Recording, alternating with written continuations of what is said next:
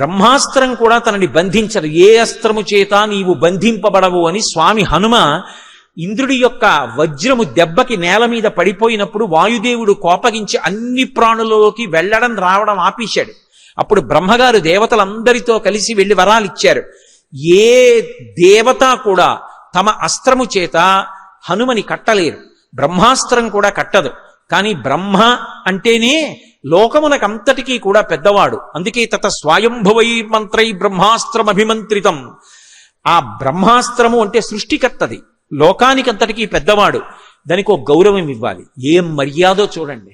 మీ నాన్నగారండి అన్నాడు అనుకోండి ఎవడైనా, వెంటనే ఓ గౌరవం ఇవ్వాలి. నేను మీ నాన్నగారి మిత్రుడండి అన్నాడు అనుకోండి, ఓ మా నాన్నగారి మిత్రులా, అయ్యా నమస్కారం, బాగున్నారా, ఎవరు మీరు, మా నాన్నగారితో కలిసి ఉద్యోగం చేశారా, చదువుకున్నారా అని ఓ నిమిషం ఆగి మాట్లాడాలి. అయ్యా నేను మీ గురువుగారు కలిసి చదువుకున్నాం అన్నారు అనుకోండి, ఎంత వేగంగా వెళ్ళిపోతున్న వాడైనా ఆగాలి. ఓ మా గురువుగారి తెలుసా, మా గురువుగారు నాకు ధారకుడు, పోషకుడు, అటువంటి వారితో పరిచయం ఉందా, అయ్యా మీకు ఓ నమస్కారం అనాలి. సంస్కారం. పెద్దల పేరు చెప్తే ఆగాలి. ఆయన లోకమునకు సృష్టికర్త బ్రహ్మగారు. ఆయన పేరు మీద వచ్చిన అస్త్రం కాబట్టి కొద్దిసేపు దానికి కట్టుబడినట్టుగా ఊరుకున్నారు, గౌరవించారు. నేను దీనికి కట్టుబడను, వరమే, కానీ అలా ధిక్కరించడం మర్యాద కాదు. ఏమి మర్యాద నిజంగా, ఏమి రామాయణం. మర్యాదానాంచలోకస్య కర్త కరయితాచ సహా. మర్యాదా పురుషోత్తముడు రామచంద్రమూర్తి కించిత్ ఒక్క నిమిషం కట్టుబడ్డట్టుగా ఊరుకున్నారు. ఊరుకుని ఆగిపోయారు. నాకు ఇది చెప్తున్నప్పుడు ఒకటి గుర్తొస్తుంది. నేను ఉద్యోగంలో కొత్తగా జాయిన్ అయిన రోజున మహానుభావుడు బిబిఎల్ నరసింహారావు గారని, ఇప్పుడు శరీరంతో లేరు వారు, వారి దగ్గర వేశారు నన్ను మొట్టమొదటి రోజు. ఆయన నీకు మా మేనేజర్ గారిని, అధికారిని పరిచయం చేస్తాను రావాయ్ అని నన్ను తీసుకెళ్లారు. ఆయన ఈయన్ని చెడామడా తిట్టేశారు. ఇలా ఎందుకు చేశావు అని ఏదో కాగితం చూపించి, ఈయన అక్కడ ఇలా అంటుండేవారు. ఆయన అక్కడ కూర్చుని, కాదండి ఇలాగే చెయ్యాలి, నేనేం తప్పు చేయలేదండి, ఇలాగే చేస్తారు అని చెప్పారు. ఎంతో మర్యాదగా చెప్పారు. ఆయన తిట్టారు, నన్ను పరిచయం చేశారు. నేను హడిలిపోయింది, ఇదేమిటి ఇలా తిడుతున్నారు ఈయన. తిరిగి వచ్చేసాం. వచ్చేసిన తర్వాత కాసేపటికి ఆయనే లేచి వచ్చాడు. లేచి వచ్చి, నరసింహారావు ఏమనుకోపోయి, ప్రథమ కోపం, డిస్ట్రిక్ట్ ఆఫీస్కి ఫోన్ చేశాను, నువ్వు చెప్పిందే కరెక్ట్, అలాగే రాయాలట, నేనే తప్పు చెప్పాను, ఆ కాగితం పట్టరా సంతకం చేస్తాను. చిన్నతనం కాదు, నాకు తెలియక నేను అడిగాను, ఏమన్నా మరి మీరు చేసింది తప్పు కాదని తెలిసినప్పుడు అలా మాట్లాడతారేంటండి అని అడగరేంటండి మీరు అన్నాను. ఆయన నా వంక సర్రున చూసి అన్నారు, ఆ కుర్చీకో గౌరవం ఉంటుందయ్యా, ఇప్పుడే కాదు నువ్వు ఉద్యోగం చేసినంత కాలం గుర్తుపెట్టుకో, ఆ కుర్చీలో ఒకరు కూర్చున్నారు అంటే ధిక్కరించకూడదు. ఆయన ఒకవేళ పొరపాటు మాట్లాడినా మనం నిగ్రహం పాటించాలి. ఎందుకో తెలుసా, అదొక గదిలో ఎందుకేశారు, దానికి ఒక గౌరవం ఉంది. ఆ కుర్చీలో వ్యక్తిని అగౌరవపరిస్తే కుర్చీని అగౌరవపరిచినట్టు. రేపు నువ్వు కూర్చోవు, పదోన్నతి పొందితే. కాబట్టి మౌనం పాటించాలి, అలా తొందరపడకూడదు. అందుకే నేను మాట్లాడలేదన్నారు. నా జీవితంలో ఇప్పటికీ నాకు అదే పాఠం. ఉద్యోగం చేసేటప్పుడు నాకు ఎప్పుడు ఆయన జ్ఞాపకానికి వస్తుంటారు. ఎంత మర్యాదగా మాట్లాడారో చూడండి హనుమ. అది బ్రహ్మాస్త్రం, సృష్టికర్త పేరు మీద వచ్చింది. కట్టుబడతాను కాసేపని కట్టుబడ్డారు. రాముడు అరణ్యకాండలో మంచి పుష్యమాసం నడుస్తోంది, విపరీతమైన చలి. ఆయన స్నానానికి వెళ్ళాడు. ఆయన స్నానం చేస్తున్నాడు నదీ తీరంలో అని చెప్పి వదిలిచ్చు మహర్షి ఒక మాట చెప్పారు. ఏమనంటే, ఒక ఏనుగు ముందు రోజు రాత్రి నూనె పదార్థం ఎక్కువ ఉన్నటువంటి పదార్థాన్ని తినేసింది. ఏదో కొన్ని దుంపల్లో నూనె ఎక్కువ ఉంటుంది కదండి, అటువంటి దుంపలేవో తింది. దానికి రాత్రి దాహం వేసి అది సాయంకాలాలు పెడతాయి నీళ్లు తాగడానికి. అది తెల్లవారుజామున వచ్చింది, దాహం ఆపుకోలేక వచ్చి అది నీళ్లు తాగాలి. ఎదురుగుండా నది ఉంది, అది తొండం పెడుతోంది, నీళ్లు లాగట్లేదు, తొండం తీసేస్తోంది. ఎందుకని అంటే నీళ్లు జిర్రున తొండంలోకి తీసుకోవడానికి చలి ఎలా ఉందో అంత చల్లగా ఉన్నాయి నీళ్లు. అది తొండంలోకి లాగి నోట్లో పోసుకోవడానికి అమ్మో ఇంత చల్లటి నీళ్ళ అని పోసుకోవట్లేదు. దాహం వేస్తోంది కానీ తాగాలి, కానీ తాగట్లేదు. అది తొండం పెట్టి వదిలేస్తోంది. రాముడు స్నానం చేశాడు. ఏం చెప్పారు మహర్షి అంటే, ఆ కాలమునందు ఏం చెయ్యాలని శాస్త్రం చెప్పిందో రాముడు అది చేసేస్తాడు. అలానే ఎక్కడైనా చెప్పారా మహర్షి? అలా ఆయన ఏం కితాబులు ఇవ్వరు. కానీ ఎవరి నడవడి ఏమిటో, శాస్త్రానికి ఎవడు ఎంత కట్టుబడిపోతాడో. తస్మాత్ శాస్త్రం ప్రమాణంతే కార్యాకార్య వ్యవస్థితం. ధర్మము అంటే పట్టుకున్నది ధర్మం, తెలిసినది ధర్మం కాదు. అందుకే ఎందుకు సుందరకాండ అయింది అంటే, సీతమ్మ 1000 టన్నుల ప్రశ్న ఒకటేసింది రావణాసురుడు. ఇహ సంతో నవాసంతి సతోవా నానువర్తసే తథాహి విపరీతాతే బుద్ధిరాచారవర్జిత అని అడిగింది. అసలు ఇక్కడ మంచి చెప్పేవాళ్ళు లేరా? ఒకవేళ మంచి చెప్పేవాళ్ళు ఉన్నా నువ్వు వినవా? ఎక్కడుంది నీతో సమస్య అని అడిగింది. అయ్య బాబోయ్, ఎంత పెద్ద ప్రశ్న అండి! తెలియకపోవడం ఎప్పుడూ తప్పు కాదు. ఏ మనుష్యుడు కూడా సంపూర్ణమైనటువంటి జ్ఞాని కాలేడు. ఎవరో ఎక్కడో కారణజన్ములై కోట్ల మందిలో ఒకడవుతాడు. కానీ ఒక మంచి మాట విన్నప్పుడు ఇది మంచి మాట అని అంగీకరించలేకపోతే, అది మంచిది అని మనసు చెప్తున్నా కూడా దాన్ని అనుష్ఠానంలోకి తెచ్చుకోవడానికి ఆభిజాత్యం అడ్డొస్తే వాడిని ఉద్ధరించగలిగిన వాడు మాత్రం ఎవరూ ఉండడు. అందుకే లంక గురించో మాట అంటారు, ఇమాంత విషమాం దుర్గాం లంకాం రావణపాలితాం ప్రాప్యాసి స మహాబాహు కింకరిష్యతి రాఘవ. ఇంత మూర్ఖుడు పరిపాలిస్తున్న చోటికి రాముడే వస్తే మాత్రం ఏం చేస్తాడు? ఇక్కడ మూర్ఖత్వానికి పోయిన వాడిని ఉద్ధరించడానికి పరమేశ్వరుడే వచ్చి చెప్పినా వాడు మాట వింటాం. వాడి మూర్ఖత్వం వాడిని పాడి చేసేస్తుంది. కళత్రానిచ సౌమ్యాని మిత్రవర్గం స్తథైవచ యదీచ్ఛసి చిరంభోక్తం మాకృధారామ విప్రియం అని చెప్పాడు మారీచుడు. ఒరే, చేసినవి ఎన్నో తప్పులు చేశావు, హాయిగా ఆనందం అనుభవిస్తున్నావు, ఇంతమంది కాంతలతో ఉన్నావు, కాంచనలంకలో ఉన్నావు, కావలసిన భక్ష్యభోజ్యములను స్వీకరిస్తున్నావు, ఒక్క సీతమ్మ జోలికి వెళ్ళకరా, బతికేస్తావు. ఒక్క సీతమ్మ జోలికి ఎడితే పుత్రమిత్ర కళత్రాదులతో నశించిపోతావు, వదిలేయి అన్నాడు. విన్నాడా? అది మూర్ఖత్వం అంటే. మంచి మాట వినను మొదటి తప్పు. మంచి మాట వినబడినా ఒకవేళ మనసులో అది మంచి మాట అని నాకు ఎరుకలోకి వచ్చినా నేను అనుష్ఠాన పర్యంతంలోకి తెచ్చుకోను. వాడు శరీరం మనుష్య శరీరంతో ఉన్నా వాడిని ఉద్ధరించగలిగిన వాడు ఉండడు. స్వామి వెనక్కి రండి, సీతమ్మ తల్లి దగ్గర అనుజ్ఞ తీసుకొని ఆ తల్లికి ప్రదక్షిణం ఆచరించి ఆ తల్లి దగ్గర సెలవు తీసుకున్నారు. పృష్ఠభాగం చూపించారు. పెద్దల దగ్గర నుంచి వెళ్ళేటప్పుడు పృష్ఠభాగం చూపించకుండా జాగ్రత్త పడతారు వెనక్కి నడుస్తూ. అది మర్యాద అలా ఉంటుంది. మహాభారతం విరాట పర్వంలో ఉత్తర కుమారుడు సారథ్యం చేస్తుంటే అర్జునుడు అంటాడు, నువ్వు యుద్ధరంగంలో రథం నడిపేటప్పుడు ఎవరి దగ్గరికి వెళ్ళినప్పుడు ఎలా నడిపినా పర్వాలేదు, ద్రోణాచార్యుల వారి దగ్గరికి రథం ఎప్పుడు వెళ్ళినా ఆయన నా కుడివైపు ఉండాలి, కానీ ఎడం వైపు ఆయన ఉండేటట్టుగా రథం నడపవద్దు. ఎందుకో తెలుసా? ఆయన నా గురువు, వారు నా కుడి పక్కన ఉండాలి, పూజనీయులు. ఎట్టి పరిస్థితుల్లో వారు ఎడం పక్కకి రాకూడదు. ఇదొక్కటి జ్ఞాపకం పెట్టుకో. ఎట్టి పరిస్థితుల్లో ద్రోణాచార్యుల వారి ముందు నా రథం ఉంచకు. వారు బాణం వేస్తే వేస్తా, నా అంత నేను వారి మీద బాణం వేయను. ఒక గురువు అంత కట్టుబడిపోయాడు. తనని తాను పొగుడుకుంటే చచ్చిపోయినట్టు లెక్క అని ఒకప్పుడు నేను చచ్చిపోతానని ప్రతిజ్ఞ చేశాడు అర్జునుడు పొరపాటున. అనేశాడు, చటుక్కుని ధర్మరాజు గారి దగ్గర అనేశాడు. అలా అనేశాడు కాబట్టి ఇప్పుడు చనిపోయి తీరాలి. శ్రీకృష్ణ పరమాత్మ ఆపదకి అడ్డొచ్చి ఒక మాట అన్నారు, నువ్వు చచ్చిపోయినట్టుగా ఎప్పుడవుతుంది అంటే నిన్ను నువ్వు ఒక్కసారి పొగిడేసుకో సభలో, సరిపోతుందన్నారు. ఒకసారి పొగిడేసుకున్నాడు. రామాయణ భారత భాగవతాలు ఎందుకు వచ్చాయంటే మనిషిగా బ్రతకడం నేర్పడం కోసం వచ్చాయి. ఎంత ఎదిగినా నేనెంతటి వాణ్ణండి అనడానికి ఎంతో సంస్కారం ఉండాలి. నేనెంతటి వాణ్ణో తెలుసా అనడానికి అహంకారం ఒక్కటి ఉంటే చాలు. నిజంగా ఏవి రామాయణం, అదో అమృత ధార, ఆదికావ్యం. మహర్షి అంత అద్భుతంగా అందించారు. ఆయన అంటారు, అల్పశేషమిదం కార్యం దృష్టేయమసి తీక్షణ త్రీనుపాయానతిక్రమ్య చతుర్థమిహ విద్యతే అంటారు. అల్పశేషమిదం కార్యం. అమ్మవారి ఆభరణం చేతిలోకి వచ్చింది కదూ, ఆయన స్థితి మారిపోయింది. ఇప్పుడు ఎక్కడ భయం లేదు. ఇప్పటి వరకు రామదాసుడిగా వచ్చి సీతాన్వేషణం చేస్తే సూర్యే చాస్తం గతే రాత్రౌ దేహం సంక్షిప్య మారుతి వృషదంశకమాత్ర సన్ బభూవాద్భుత దర్శన. పిల్లంత వారై అన్వేషణ చేశారు. అమ్మవారి ఆభరణం చేత్తో పట్టుకుంటే చూడామణి, ఎక్కడ లేని ధైర్యం వచ్చేసింది. అది శాక్తేయమైన ఆభరణం.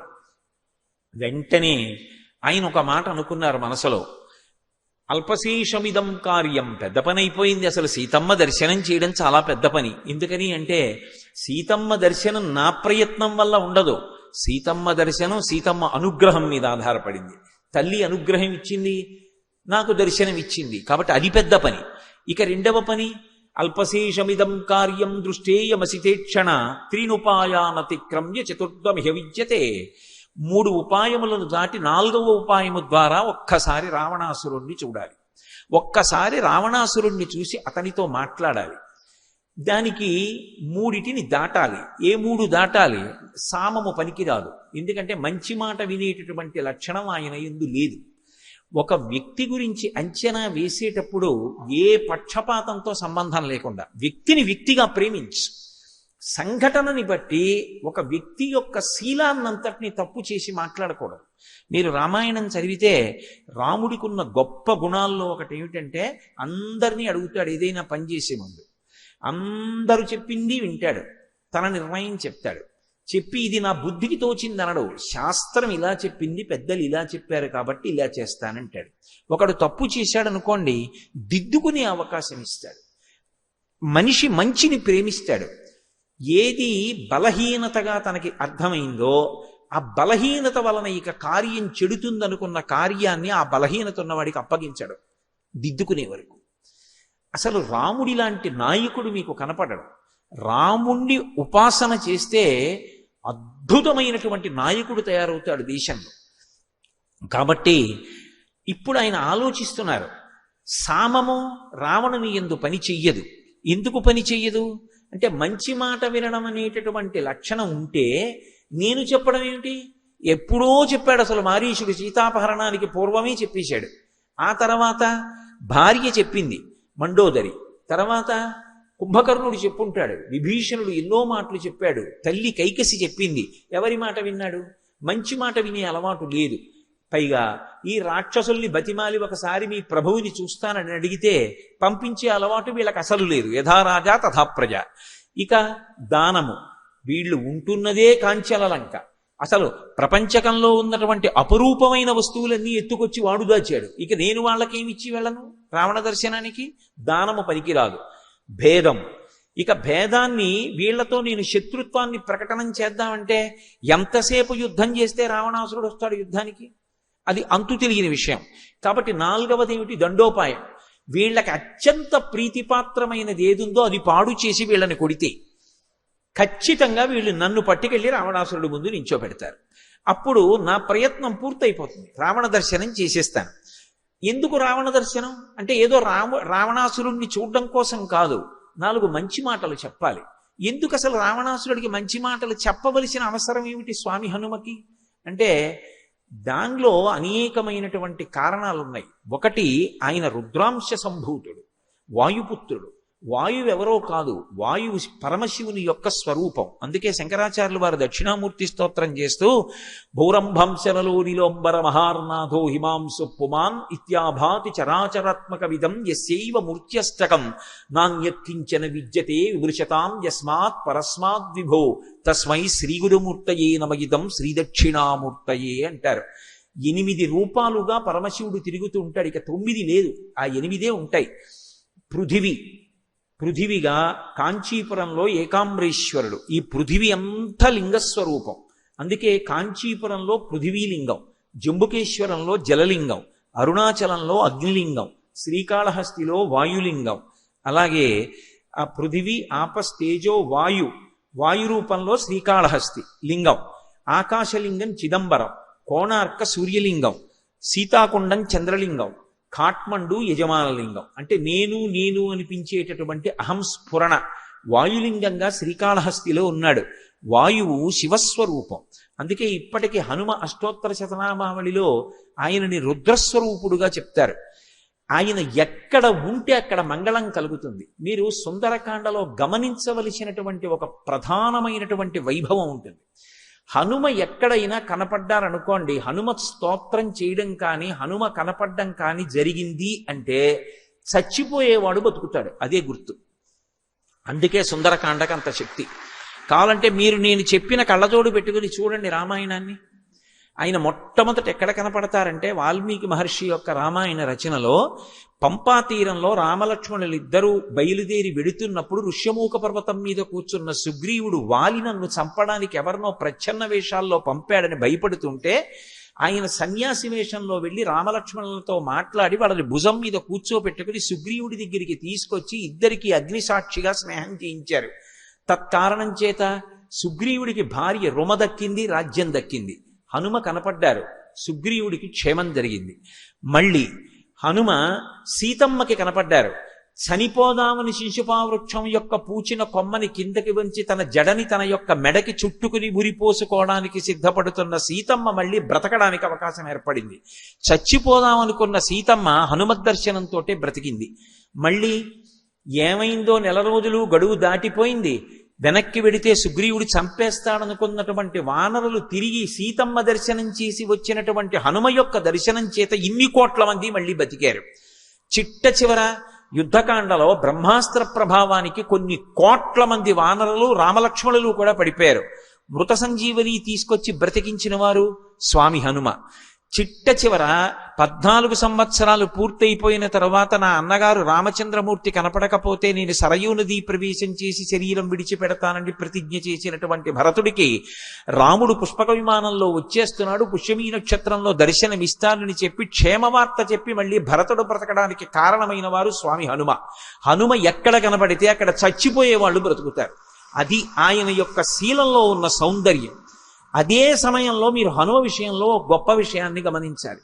ఆయన అంత శక్తివంతుడయ్యుండి, అంత వేగంగా వెళ్ళగలిగిన శరీరం ఉండి, అంత బుద్ధి, అంత పాండిత్యం ఉండి, నా కొరకోని ఆయన చేసుకున్నది ఒక్క పని ఉండదు. ఆయన ఏది చేసినా లోకం కొరకు చేస్తారు తప్ప నా కొరకు నేను చేసుకుంటున్నానని ఆయన చేసుకున్నది పెళ్లి కూడా లేదు. సువర్చలా సహిత హనుమ అంటాం. సువర్చలని ఆయన ఎందుకు వివాహం చేసుకున్నారో తెలుసా? సువర్చల ప్రతిజ్ఞ చేసింది, కామంతో నన్ను తాకకుండా యజ్ఞయాగాది క్రతువులు చెయ్యడానికి గృహస్థాశ్రమంలో పక్కన భార్య ఉండాలి కనుక, ఎడం భుజం మీద ఉత్తరీయం వేసుకోవాలి అంటే భార్య ఉండాలి కాబట్టి ధర్మపత్నిగా మాత్రమే స్వీకరించి మనసునందు ఎప్పుడూ కామము పటమరించినటువంటి పురుషుడు ఎవరైనా ఉంటే ఆయనని వివాహం చేసుకుని భార్యనై ధర్మపత్నిగా నిలబడతానంది. అటువంటి వారు హనుమ ఒక్కరే. ఆయన మనసులో కామమునకు చోటు ఉండదు, రాముడికే చోటు. అందుకే హనుమ సువర్చల కోర్కె తీర్చడానికి సువర్చల కళ్యాణం అని సువర్చలని వివాహం చేసుకున్నారు. అటువంటి త్యాగమూర్తి నా కోసమని చేసుకున్నది ఉండదు. అందుకే విద్యాధరులు, మహర్షులు, గంధర్వులు, యక్షులు, కిన్నెరులు, కింపురుషులు అందరూ ఆకాశంలో నిలబడి ఆయనకి కితాబిచ్చారు.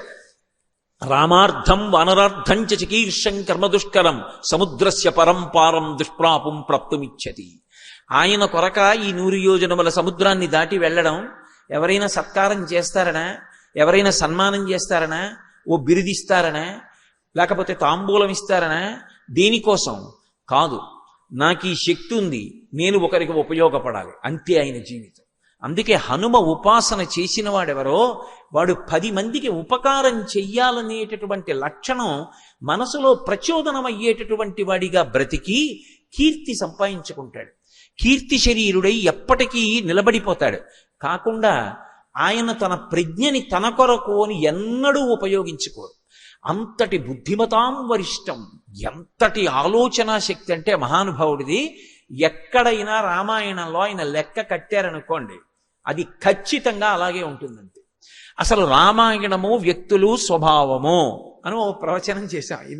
ఇన్ని ప్రవచనాలు రామాయణాన్ని ఆధారం చేసుకుని అసలు అలా ఆలోచన చేస్తే మీకు సమాజంలో ఉన్న వాళ్ళందరూ కనపడతారు. అంగదుడికి ఎంత ఉద్రేకం, ఉత్సాహం వచ్చినా పట్టుకోలేం, నిరుత్సాహం వచ్చినా పట్టుకోలేం. ఏదైనా కొంచెం కష్టం వచ్చిందనుకోండి చచ్చిపోదాం అంటాడు. పోనీ నే చచ్చిపోతానండి, అందరం చచ్చిపోదాం అంటాడు. అదో విచిత్రం. చిన్న ఉత్సాహం వచ్చిందనుకోండి ఎవరూ పట్టుకోలేరు. ఆ రాముడు ఎంత మనమే వెళ్ళి చేసుకొచ్చేద్దాం అంటాడు. ఉత్సాహానికి పట్టుకోలేం, నిరుత్సాహానికి పట్టుకోలేం. రెండింటిలోనూ ఆయన అలా ఉంటాడు.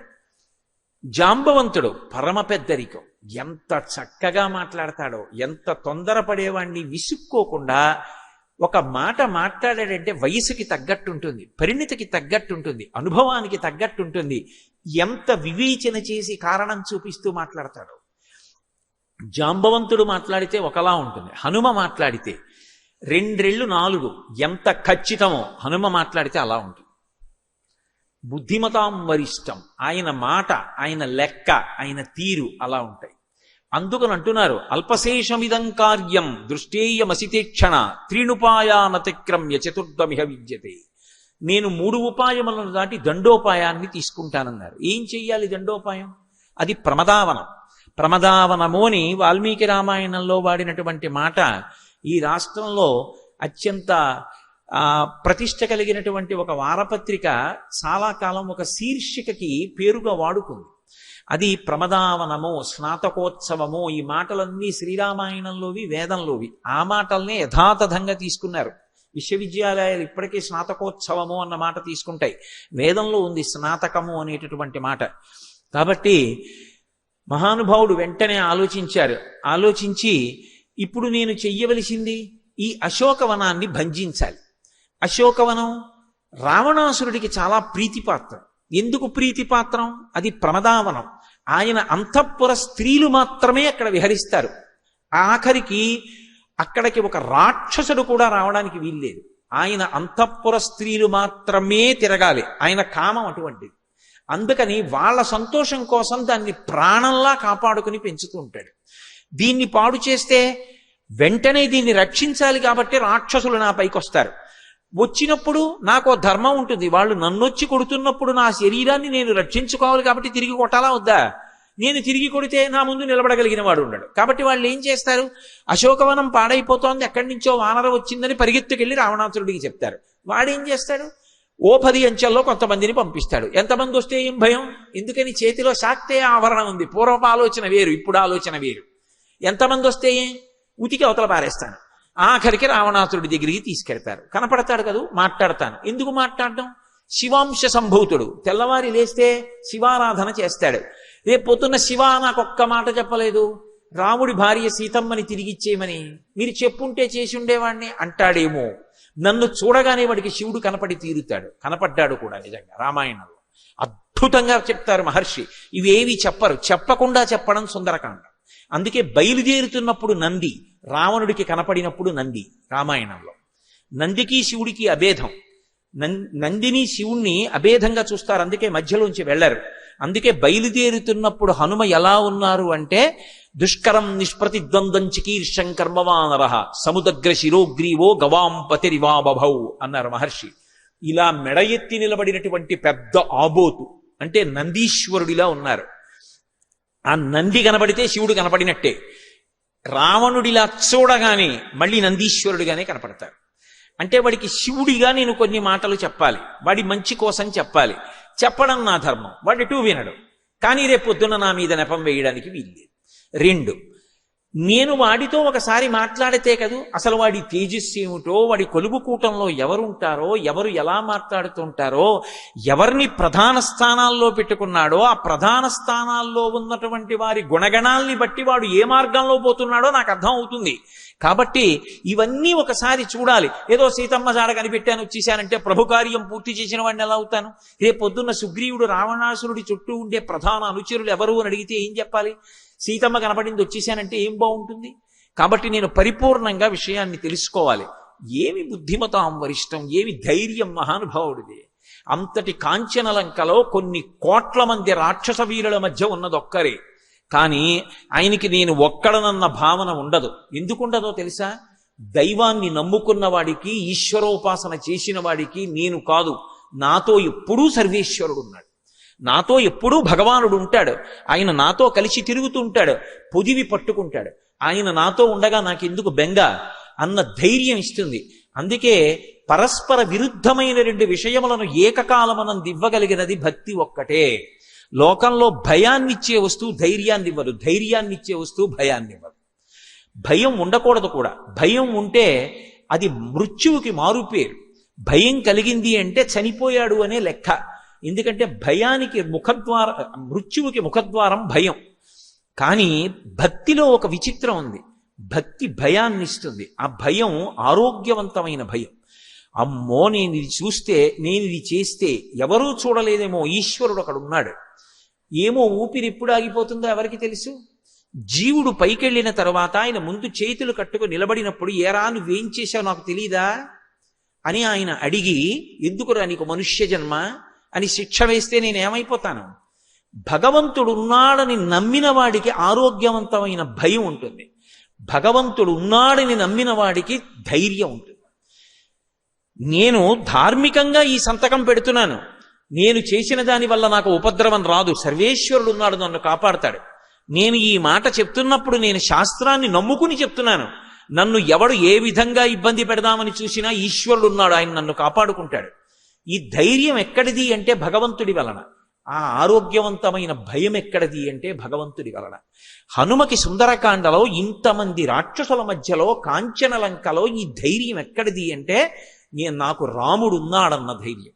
అందుకే బయలుదేరే ముందు చెప్పారు, యథారాఘవ నిర్ముక్త శరశ్వసన విక్రమ గచ్చేతత్వగమిష్యామి లంకాం రావణపాలితాం అని. నేను రామచంద్రమూర్తి యొక్క బంగారు కోదండము నుండి వినిర్ముక్తమైనటువంటి బాణము ఎలా వెడుతుందో అలా వెడుతున్నానన్నారు. బాణము తనంత తాను వెళ్ళదు.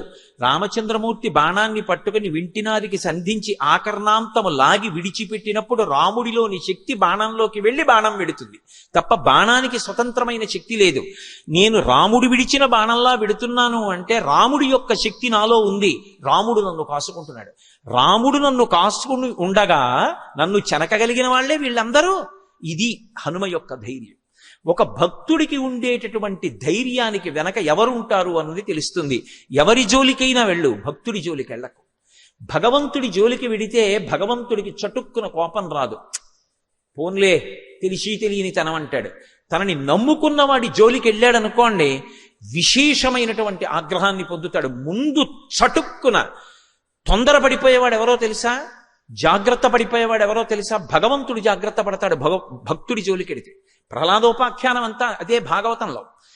ఎక్కడున్నాడని అడిగాడు. వజ్జలు నేర్పని ఈ మది మజ్జాతుడవైన నీకు మరియవ్వరిచే నుజ్జానమయ్య బాలక తజ్జనులం పేరు కొనుము తగనామ్రోలం. నీకు వజ్జల ఉపాధ్యాయులు చెప్పలేదు, విష్ణు ఉన్నాడు అంటున్నావు, ఎక్కడున్నాడు రా? ఇందుగలడందులేడిని సందేహము వలదు చక్రి సర్వోపగతుండెందెందు వెదకి చూచిన అందందే కలడు దానవగ్రని వింటే. ఇక్కడ అక్కడ అంటావేంటి నాన్న? ఇక్కడ అక్కడ అనకు, అంతటా ఉన్నాడన్నాడు. అంతటా ఉన్నాడని తన భక్తుడు అనగానే విష్ణువు ఉత్తర క్షణంలో అప్రమత్తుడయ్యాడు. ఎందుకని? అంతటా ఉన్నాడంటున్నావు కదా అని చూపుడు వేలు హిరణ్యకశిపుడిది ఇలా తిప్పి ఎక్కడాగుతుందో తెలియదు. ఎక్కడాగితే అక్కడి నుంచి రావాలి, అలా రాకపోతే అంతటా ఉన్నాడన్న తన భక్తుని మాట వమ్మైపోయి. భక్తుడి మాట నిలబెట్టాలి. ఇది ముందు భగవంతుడు తొందరపడిపోయి జాగ్రత్త పడిపోతాడు. అందుకే హరి సర్వాకృతులంకలంటనుచు ప్రహ్లాదుండు భాషింప ఎందును లేడనుచు దైర్చుండు తర్జింప శ్రీనరసింహాకృతి దాల్చనచ్యుతుడు నానాజంగమస్థావరోత్కర గర్భంబుల అన్ని దేశములను దండ ప్రభావంబునన్ అంటారు పోతన గారు. అసలు ఈ బ్రహ్మాండములన్నీ కలిపి ఒక నరసింహం అయిపోయి. ఎందుకంటే ఏమో చూపుడు వేలు ఎక్కడాగుతుందో అక్కడి నుంచి రావాలి. భక్తుడి జోలికి వెడితే ముందు భగవానుడు జోక్యం చేసుకుంటాడు. అందుకే భగవంతుడి ఆగ్రహం పొందడానికి తేలిక మార్గం ఏమిటంటే భక్తుడి జోలికి వెళ్ళడమే. ఆయనే చెప్పాడు, శుద్ధ సాధులందు సురలందు శృతులందు గోవులందు విప్ర కోటియందు ధర్మ పదవి ఎందు తవిలి నాయందు వాడెన్నడలుగు నాడు హింసనొందు అన్నాడు. భక్తుల జోలికి వెడితే చంపేస్తాను, అప్పుడు మాత్రం వదిలిపెట్టనని చెప్పాడు. కాబట్టి భగవంతుణ్ణి నమ్ముకున్న వాడికి భయం ఏమిటి? సావిహ్వలా శోకలతా ప్రతాన వనస్థలీ శోకలతా ప్రతాన జాతాదశ్చ ప్రమదావనశ్చ కపీబలాబ్ధి ప్రమదావనశ్చ. శ్లోకం హేళగా ఉంటుంది. మహర్షి రచనలో సౌందర్యం. ఒక పెద్ద వనాన్ని భంజిస్తున్నారు హనుమ. ఆ వనాన్ని భంజించినప్పుడు ఆయనకి ఏమైనా చెమట పట్టిందా? ఆయనకి ఏమైనా అలసట కలిగిందా? అంటే శ్లోకం ఆయన అలసట పొందారనుకోండి క్లిష్టంగా ఉంటుంది. ఆయన రచనలో ఉండేటటువంటి గొప్పతనం. ఓ నిద్ర వచ్చిందనుకోండి, శ్లోకం చదివితే నిద్ర వస్తున్నట్టే ఉంటుంది. అంత గొప్పగా ఉంటాయి కిష్కింధకాండలో. ఇప్పుడు మళ్ళీ నేను వాటన్నిటి జోలికి ఎడితే ఇవాళ సుందరకాండ పూర్తి చేయాలి కూడా. అందుకని ఆయన ఆ శబ్దముల చేత శ్లోక రచనలో ఆవిష్కరిస్తారు. ఆయన చాలా హేళగా ఉండేటటువంటి శ్లోకాన్ని ఇస్తున్నారు. సావిహ్వల శోకలతా ప్రతాన. ఆ అశోకవనం పేరు అశోకవనం. అశోకవనం అంటే శోకము లేని వనం. కానీ ఇప్పుడు ఆ వనం ఏమైపోయిందంటే శోకానికి మారు పేరైపోయింది. ఎందుకని? కపీబలాబ్ధి ప్రమదావనశ్చ జాతాదశాశ్చ ప్రమదావనశ్చ. ఆ హనుమ యొక్క తీవ్రమైనటువంటి తొడల వేగానికి ఆయన చెట్టు మించి చెట్టు, చెట్టు మించి చెట్టు, చెట్టు మించి చెట్టు దూకేస్తూ కొమ్మలన్నీ విరిచేసి భంజనం చేసేస్తుంటే అప్పటి వరకు ప్రశాంతంగా ఉన్నటువంటి వాతావరణం ఒక్కసారి అందరూ ఉలిక్కి పడిపోయారు. తద్వనం అధికైర్వృక్షై సర్వర్తు ఫలపుష్పితై ఉద్యానాని చ రమ్యాణి. ఎక్కడ చూసినా మంచి మంచి ఉద్యానవనాలతోటి, మంచి ఫలములతోటి, పుష్పములతోటి, సరోవరములతోటి ఉంది. కానీ ఎప్పుడైతే హనుమ దాన్ని భంజించడం ప్రారంభించారో వెంటనే ఆ చెట్ల కొమ్మలన్నీ విరిగిపోయి, అలాగే భిన్నైశ్చ సలిలాలయై, అక్కడ ఉండేటటువంటి సరోవరాల యొక్క గట్లన్నీ కూడా బదలగొట్టేశారు. లోపల ఉండేటటువంటి నీళ్లన్నీ పెద్ద ప్రవాహం కింద బయటికి వచ్చేసి అక్కడతో ఊరుకోలేదు. చూర్ణితై పర్వతాగ్రైశ్చ, తన యొక్క వక్షస్థలంతో ఉరసాజి పాతయామాస జీమూతమివమారుతః అంటారు. పర్వతముల యొక్క శిఖరాగ్రములను విపరీతమైన వేగంతో వెడుతూ తలెత్తి గుండెలతో గుద్దారు. గుద్దితే అవన్నీ చూర్ణములైపోయి కింద పడిపోయి. ఎంతసేపట్లో? నేను చెప్పినంతసేపు పట్టలేదు. ఒక్క క్షణంలో, ఏదో గంటకి 250 కిలోమీటర్ల వేగంతో తుఫాను సముద్ర తీరాన్ని దాటినటువంటిది ఒక్క పావుగంట ఉంటే అప్పటి వరకు ఉన్న నగరం తర్వాత ఎలా అయిపోతుందంటామో అలా మారిపోయిందంతే అశోకవనం. సావిహ్వలాశోకలతా ప్రతాన. అంతగా అక్కడ ఉండేటటువంటి భూతములన్నీ కూడా భయంకరమైనటువంటి అరుపులు వస్తున్నాయి. నిద్రపోతున్నటువంటి రాక్షస స్త్రీలందరూ కూడా ఉలిక్కిపడి లేచారు. ఏమైంది ఏమైంది ఏమైంది తెలుసుకునే లోపల ఎవరికి అవకాశం లేదు. చెట్లన్నీ విరిచేస్తున్నారు. మహాభూతం ఒక్క సీతమ్మ తల్లి కూర్చున్నటువంటి శిశుపావృక్షాన్ని మాత్రం విడిచిపెట్టేశారు. ఈ విడిచిపెట్టేయడంలో మళ్ళీ 2 విశేషాలు. ఒకటి, తాను సీతమ్మ దర్శనానికి వచ్చానన్న విషయంలో ఏ అనుమానం ఉండక్కర్లేదు. ఇంతకు ముందున్న పిరికితనం ఉందనుకోండి, ఆ చెట్టు ఒక్కటి వదిలేస్తే ఆ చెట్టు ఒక్కటి ఎందుకు వదిలేశాడు అని చెప్పి నేను సీతమ్మతో మాట్లాడాను, సీతమ్మకి కావలసిన వాడిని గుర్తుపడతారేమోనన్న శంక ఉంటుంది. ఇప్పుడు అలాంటి అనుమానాలు లేవు, అలాంటి భయాలు లేవు. ఉన్న ఆభరణం అటువంటిది చేతిలో, మరి దేని ప్రభావం దాంది. 2, శీశుపావృక్షాన్ని ప్రయత్నపూర్వకంగా ఎందుకు వదిలేశారంటే సీతమ్మ పట్ల ఆయనకున్నటువంటి అపారమైనటువంటి భక్తి. తల్లి అక్కడ కూర్చునున్నటువంటి చెట్టు, ఆ తల్లికి ఆచ్ఛాదన ఇచ్చి నీడ పట్టిన చెట్టు. ఆ చెట్టుని నేను పాడు చేయడం అంటే తల్లికున్న నీడ పాడు చేయడం. కాబట్టి నేను ఆ చెట్టు జోలికి వెళ్ళను. కాబట్టి ఆ చెట్టుని విడిచిపెట్టేశారు. ఇంత వేగంగా అశోకవనాన్ని భంజిస్తున్నా ఆయన ఆలోచనలో మాత్రం ఎక్కడ కించిత్ కూడా వైక్లభ్యం ఉండదు బుద్ధిలో. కాబట్టి అశోకవన భంజనం జరుగుతోంది. రాక్షస స్త్రీలు రావణాసురుడి దగ్గరికి వెళ్ళి చెప్పాలి. అందుకని పరిగెత్తుకుంటూ వాళ్ళు సీతమ్మ దగ్గరికి వచ్చారు. వాళ్ళకి అనుమానం వచ్చింది, ఈ కోతి ఇంతకు ముందు చెట్టు మీద కూర్చుని సీతమ్మతో ఏదో కిచకిచలాడింది. చాలా చిన్న కోతిగా ఉండేది, అకస్మాత్తుగా మహాభూతంగా మారింది ఇది. కాబట్టి సీతమ్మకి తెలిసి ఉంటుంది అని, ఎవరా కోతి, ఎక్కడి నుంచి వచ్చింది, ఇంద్రుడి దూత, అగ్ని యొక్క దూత, ఎందుకు ఈ అశోకవన భంజించింది, నీతో ఏం మాట్లాడింది చెప్పమని అడిగారు. ఆవిడంది, యూయమేనాభిజానాతి యోయం యద్వా కరిష్యతి అహిరేవహ్యహే పాదాన్ విజానాతి న సంశయ అని. ఏమో, పాము కాళ్ళు పాముకి తెలియాలి. పాముకి కాళ్ళు ఉంటాయా అంటే, నేను వెళ్ళి త్రాచుపాముని తిరగేసి చూడనా, లేకపోతే పాము వెడుతుంటే వెనకాతను నడిచి పాముకు పాదముద్రలు పడ్డాయో లేదో నేను చూడనా.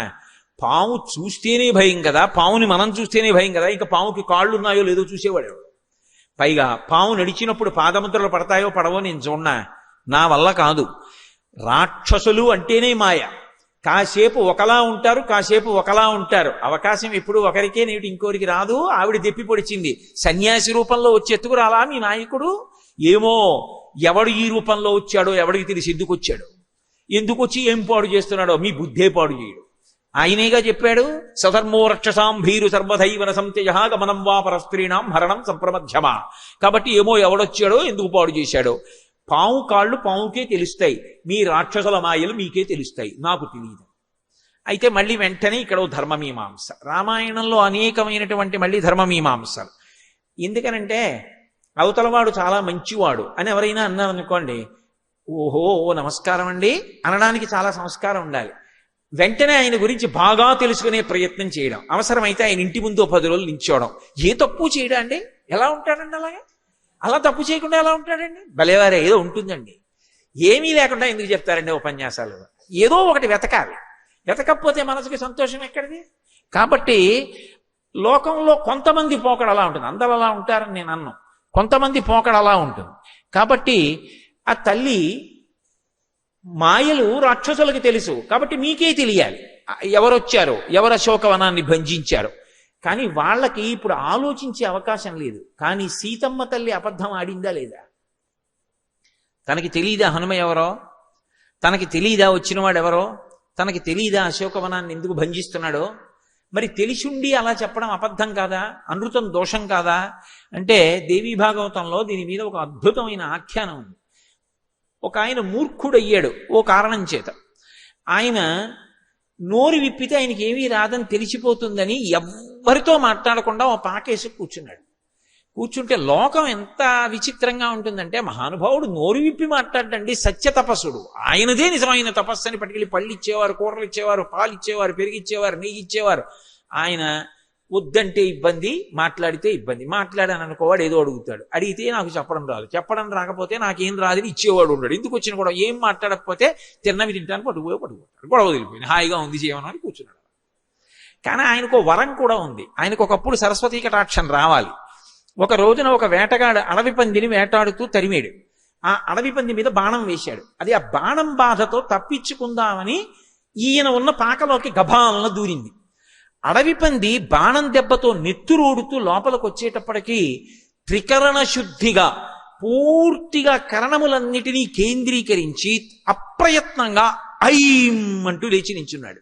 అది సారస్వత బీజం. వెంటనే అమ్మవారు అనుగ్రహించి కటాక్షించేసింది, సరస్వతీ కటాక్షం. ఆయనకి జ్ఞానం వచ్చేసింది, విశేష పాండిత్యం వచ్చేసింది. ఈ పంది పారిపోయింది. వెనక వేటగాడు వచ్చాడు.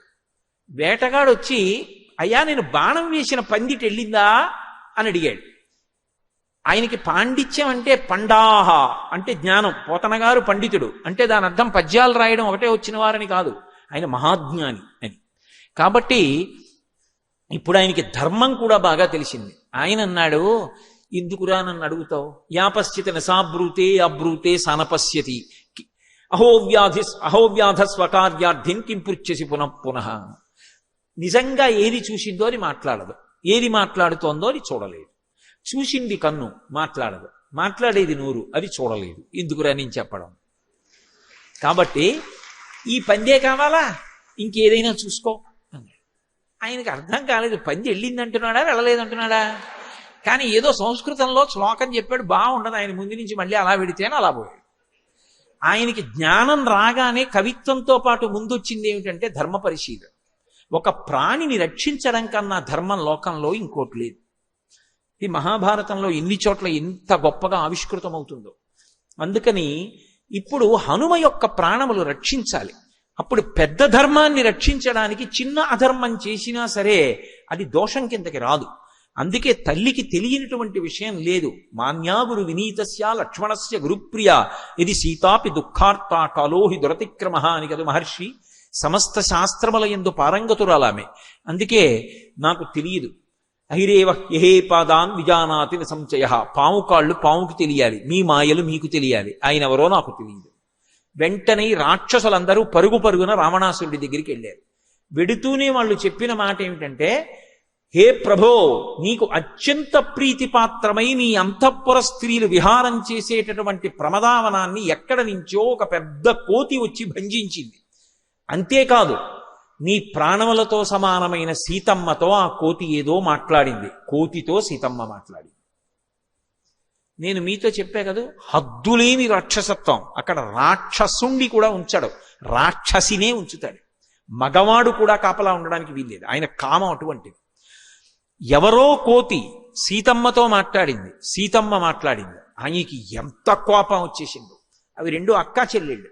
కామం ఉంటే క్రోధం ఉంటుంది, క్రోధం ఉంటే కామం ఉంటుంది.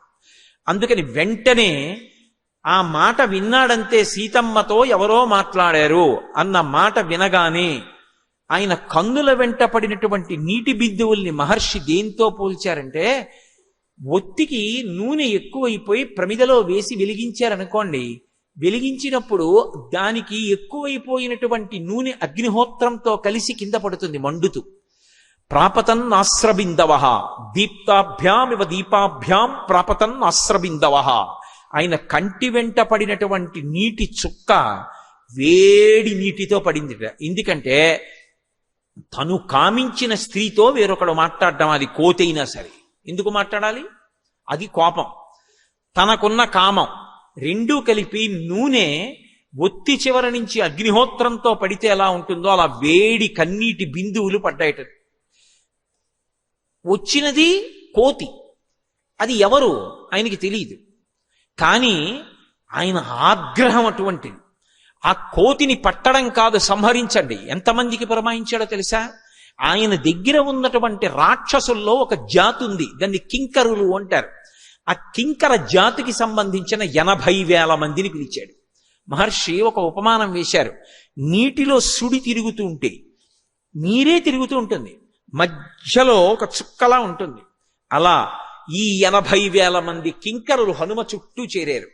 మీరు ఒకటి ఆలోచించండి, నిజానికి హనుమ కాదనుకోండి, అదొక కోతి అనుకోండి, చుట్టూ చేరి 80,000 మంది 80,000 బాణములు విడిచిపెట్టారనుకోండి, ఇంకసలు గుర్తుపట్టడానికి ఎలా ఉంటుంది ఆ శరీరం?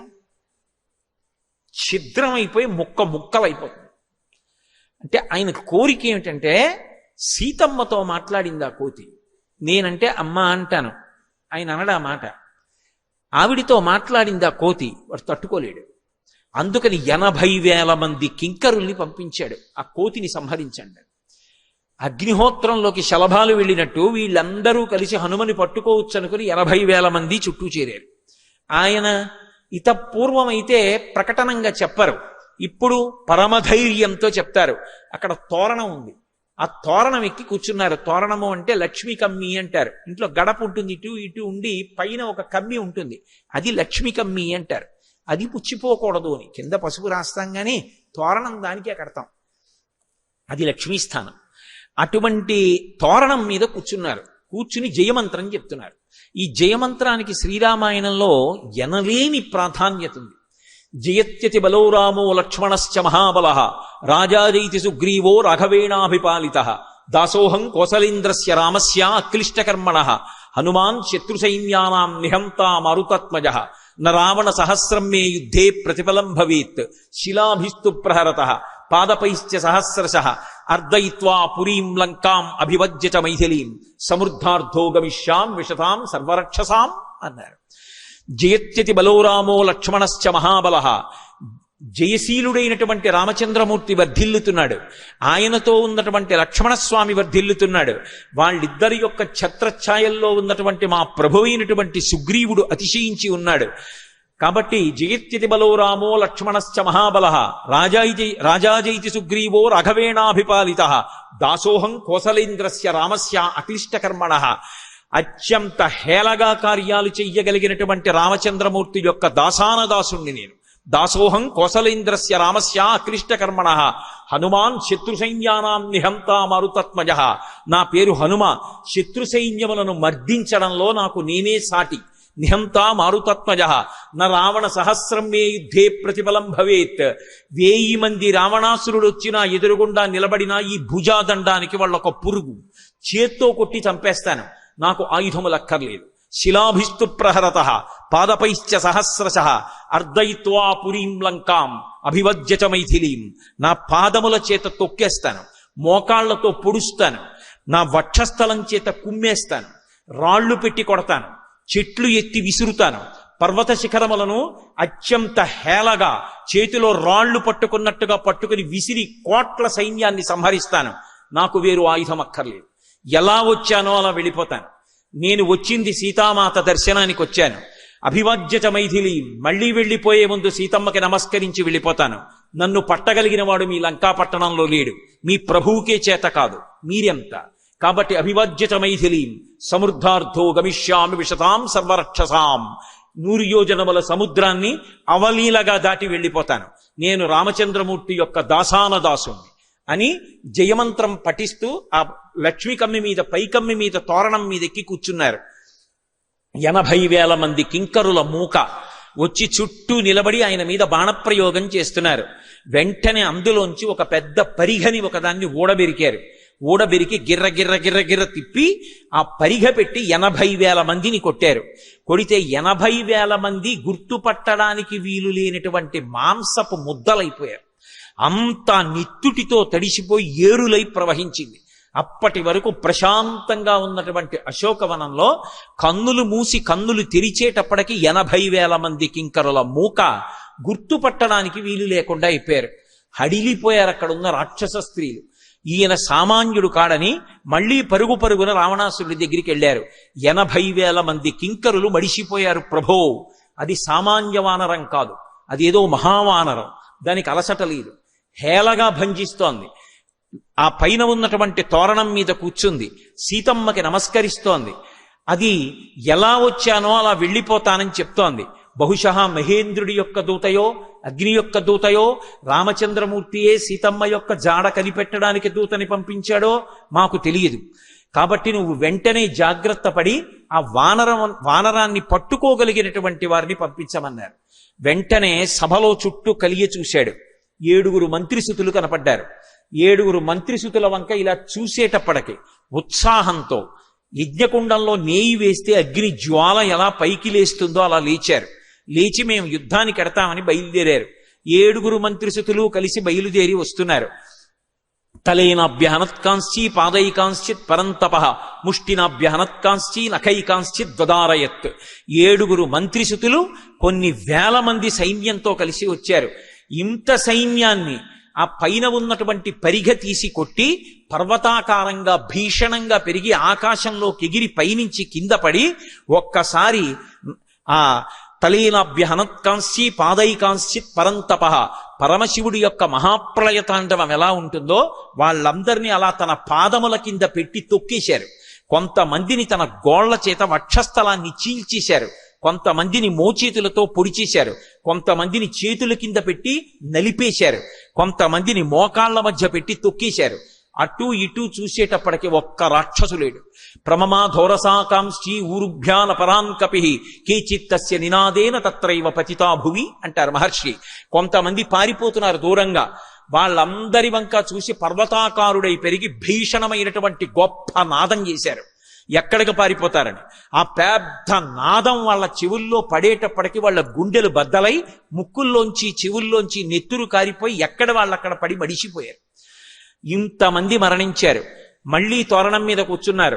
అస్త్ర విజయితాం రామో లక్ష్మణశ్చ మహాబలః రాజాజైతి సుగ్రీవో రాఘవేణాభిపాలిత దాసోహం కోసలేంద్రస్య రామస్య క్లిష్టకర్మణః హనుమాన్ శత్రుసైన్యానాం నిహంతా మారుతత్మజః న రావణ సహస్రం మే యుద్ధే ప్రతిఫలం భవేత్ శిలాభిస్తు ప్రహరతః పాదపైశ్చ సహస్రశః అర్దయిత్వా పురీం లంకాం అభివజ్య చ మైథిలీం సమృద్ధార్థో గమిష్యామి విశతాం సర్వరక్షసాం.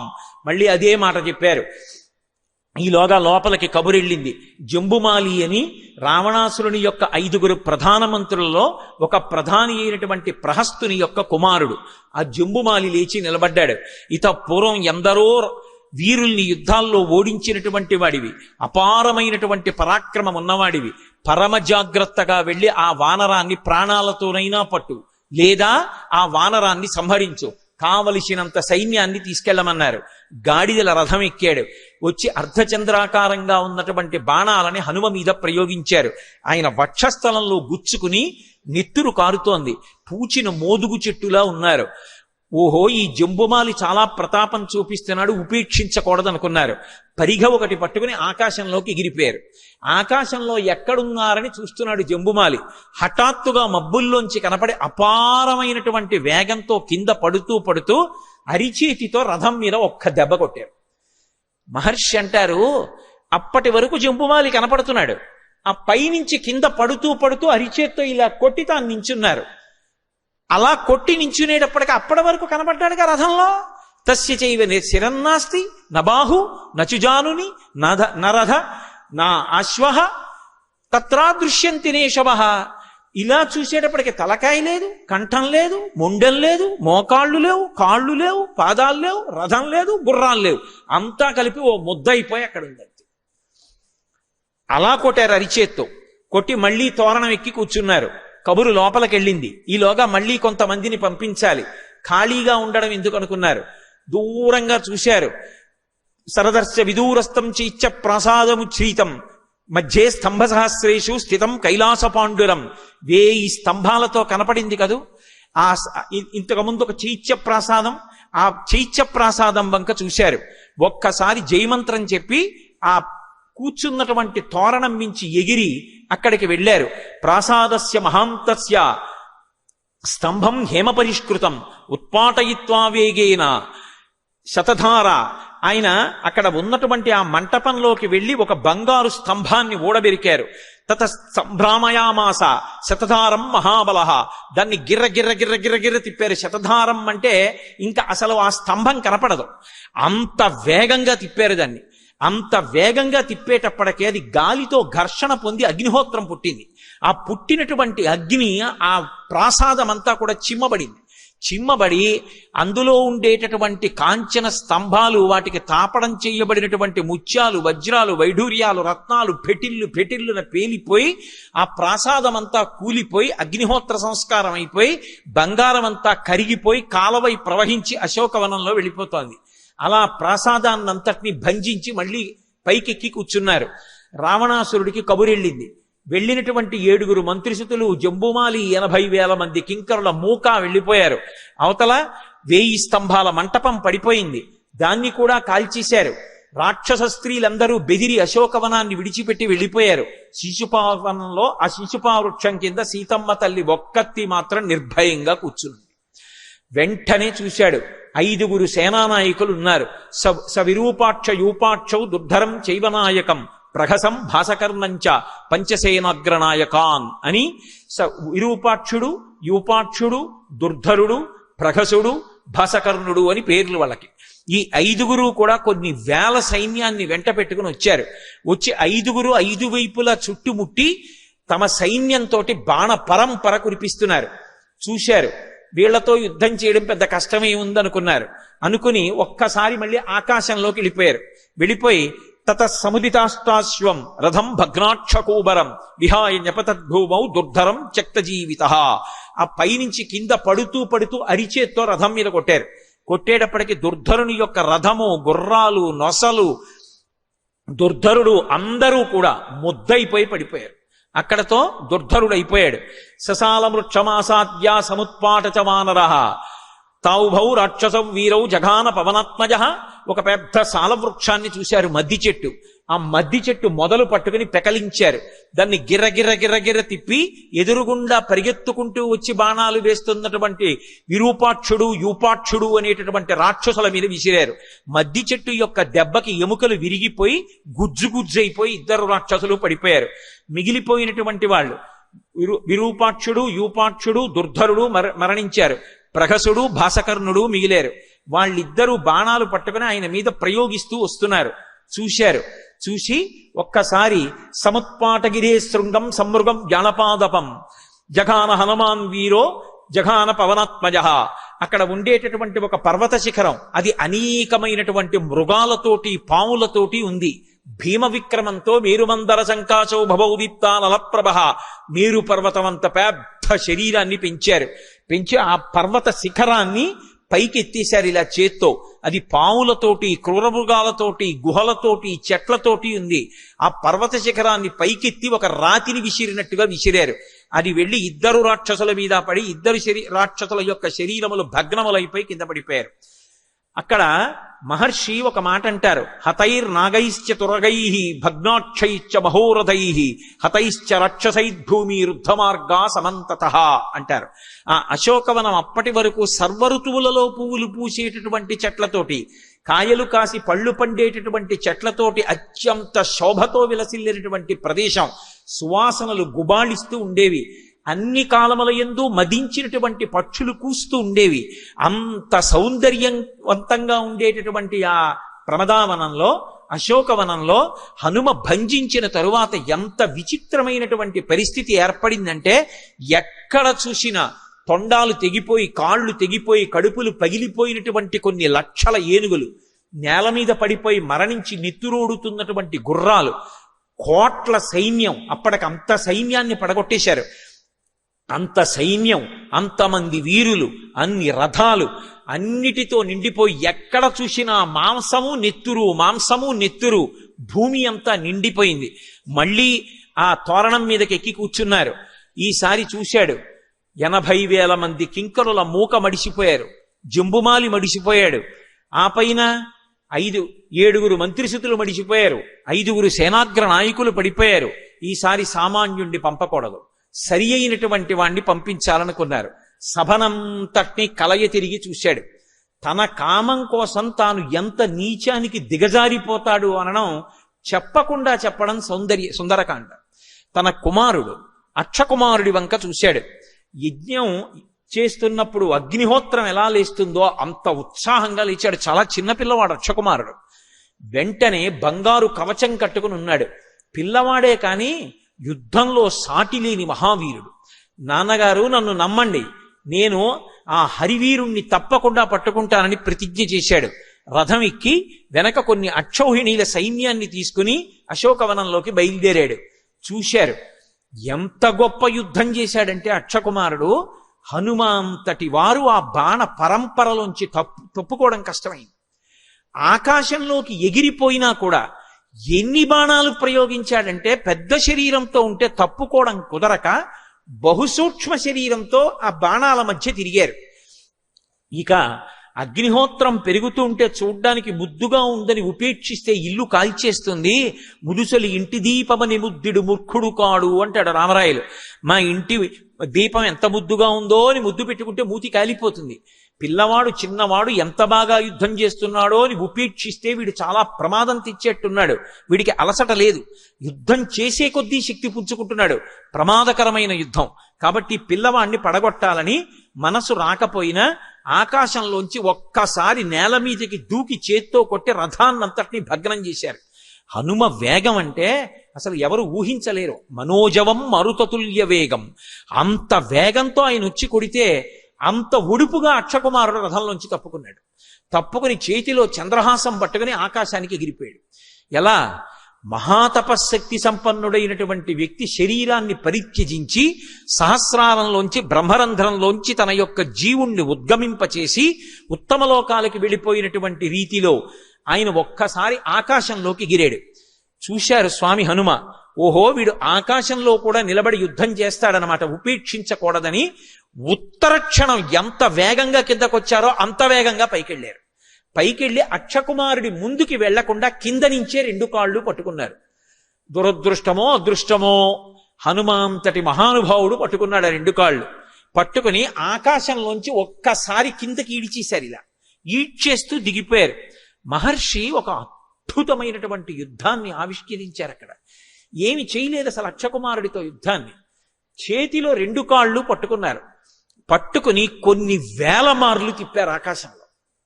మామూలుగానే ఏదో ఉప్పులు గుప్పు అంటారు, అటు ఇటు చేతులు పట్టుకుని కొంచెం వేగంగా కాసేపు తిరిగామనుకోండి కళ్ళు తిరుగుతాయి. అలాంటిది పట్టుకుని గిర్ర గిర్ర గిర్ర గిర్ర గిర్ర గిర్ర గిర్ర గిర్ర కొన్ని వేల మార్లు తిప్పేశారు. అలా తిప్పితే సభగ్న బాహూరుకటి శిరోధర క్షరన్న సృజ్మిర్మధితాస్తిలోచన సభగ్నబంధి ప్రవికీర్ణ బంధనో హతక్షితై వాయుసుతేన రక్షస. ఆ వేగంలో తిప్పుతుంటేట ఆ వేగాన్ని తట్టుకోలేక కనుగుడ్లు 2 ఊడి ఎగిరిపోయాడు. తర్వాత ఇంకా వేగంగా తిప్పుతుంటే వేగం తట్టుకోలేక తల ఊడిపోయి ఎగిరిపోయింది. ఇంకా తిప్పుతూనే ఉన్నారు. ఆ తిప్పుతూ ఉండడంలో నడుం దాకా శరీరం ఊడిపోయి వెళ్ళిపోయి ఎక్కడో ఓ చెట్టును కొట్టి పడిపోయింది.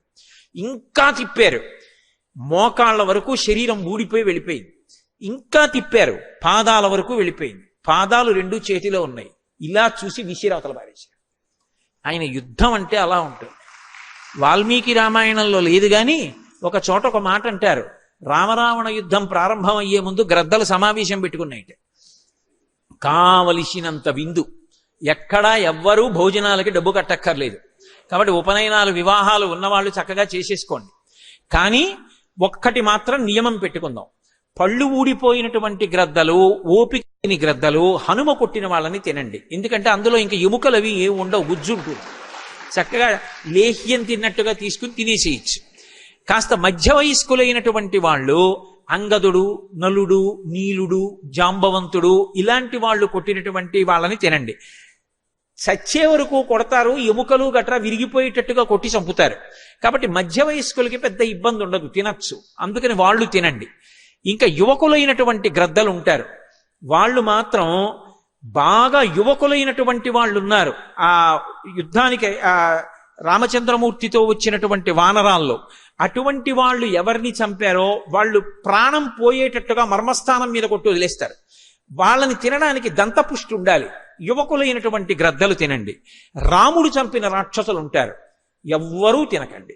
రాముడు చంపిన రాక్షసుల్ని సాయంకాలం పట్టుకొచ్చి అక్కడ పెట్టండి, అందరం కళ్ళకద్దుకు తిందాం, ప్రసాదం అది అని గ్రద్దలు తీర్మానించుకున్నారు.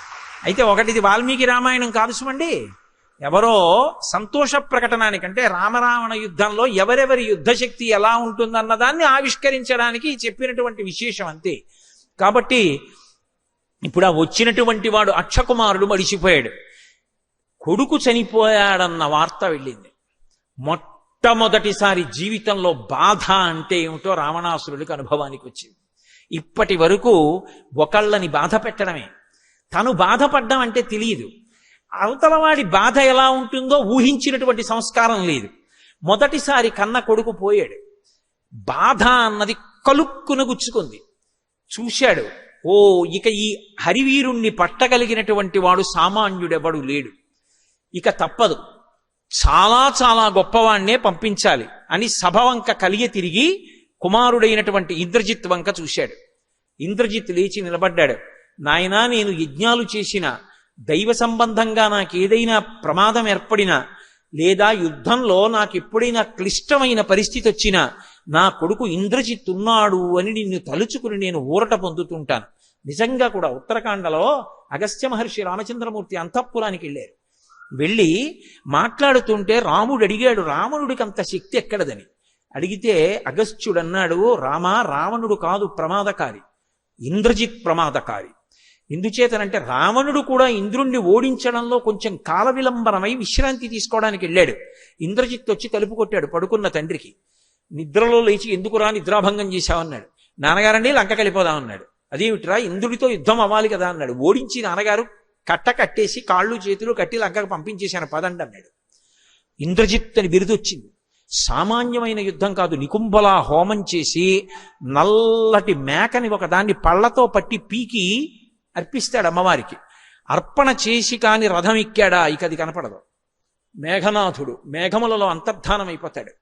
అప్పుడు ఆయన ప్రయోగించేటటువంటి అస్త్రముల ధాటికి తట్టుకోవడం ఎవరికీ సాధ్యం కాదు. యుద్ధకాండ చదువుతుంటే ఇంద్రజిత్ యుద్ధం చేస్తుంటే భయం వేస్తుంది. అసలు వీడు చచ్చిపోతాడా అని మొదటిసారి చదువుతున్నప్పుడు అంత భయం వేస్తుంది.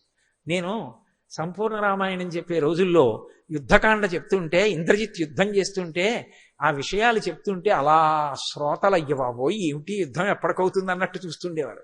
ఇంద్రజిత్ యుద్ధం అంటే అలా ఉంటుంది. అటువంటి ఇంద్రజిత్ వంక చూశాడు. నాయనా, నిన్ను సామాన్యంగా పంపించను, ఇవాళ లంకాపట్టణం యొక్క స్థితి ప్రమాదంలోకి వెళ్ళింది. వచ్చినవాడు సామాన్యుడు కాడు, ఎవరో చాలా భయంకరమైన వీరుడు. లేకపోతే ఇలా ఓడించడం సాధ్యం కాదు. బహుశಃ దేవతలందరూ తమ శక్తుల్ని ఒక చోట రాశి చేసి పంపారేమోననుకుంటున్నాను. ఏది ఏమైనా నువ్వు పరాకుగా ఉండు. మొట్టమొదట ఒక విషయం గుర్తుపెట్టుకో, ఆ వానరము యొక్క వేగాన్ని తగ్గించాలి. ఆ వేగము తగ్గితే తప్ప పట్టుకోలేము. పరాకుగా ఉండి కావలసినంత సైన్యాన్ని తీసుకుని వెళ్ళమన్నాడు. తెల్లటి దంతములు పూంచినటువంటి ఐరావతం లాంటి ఏనుగుల్ని 4 ఏనుగుల్ని రథానికి కట్టుకుని ఇంద్రజిత్ బయలుదేరాడు. ఇంద్రజిత్ పేరెత్తితే భయం వేస్తుంది. అటువంటి వీరుడు, అంత మాయాయుద్ధం నిజంగా. అటువంటి వాడు యుద్ధానికి వెళ్ళాడు. వెళ్ళి స్వామి హనుమతో యుద్ధం చేస్తున్నాడు.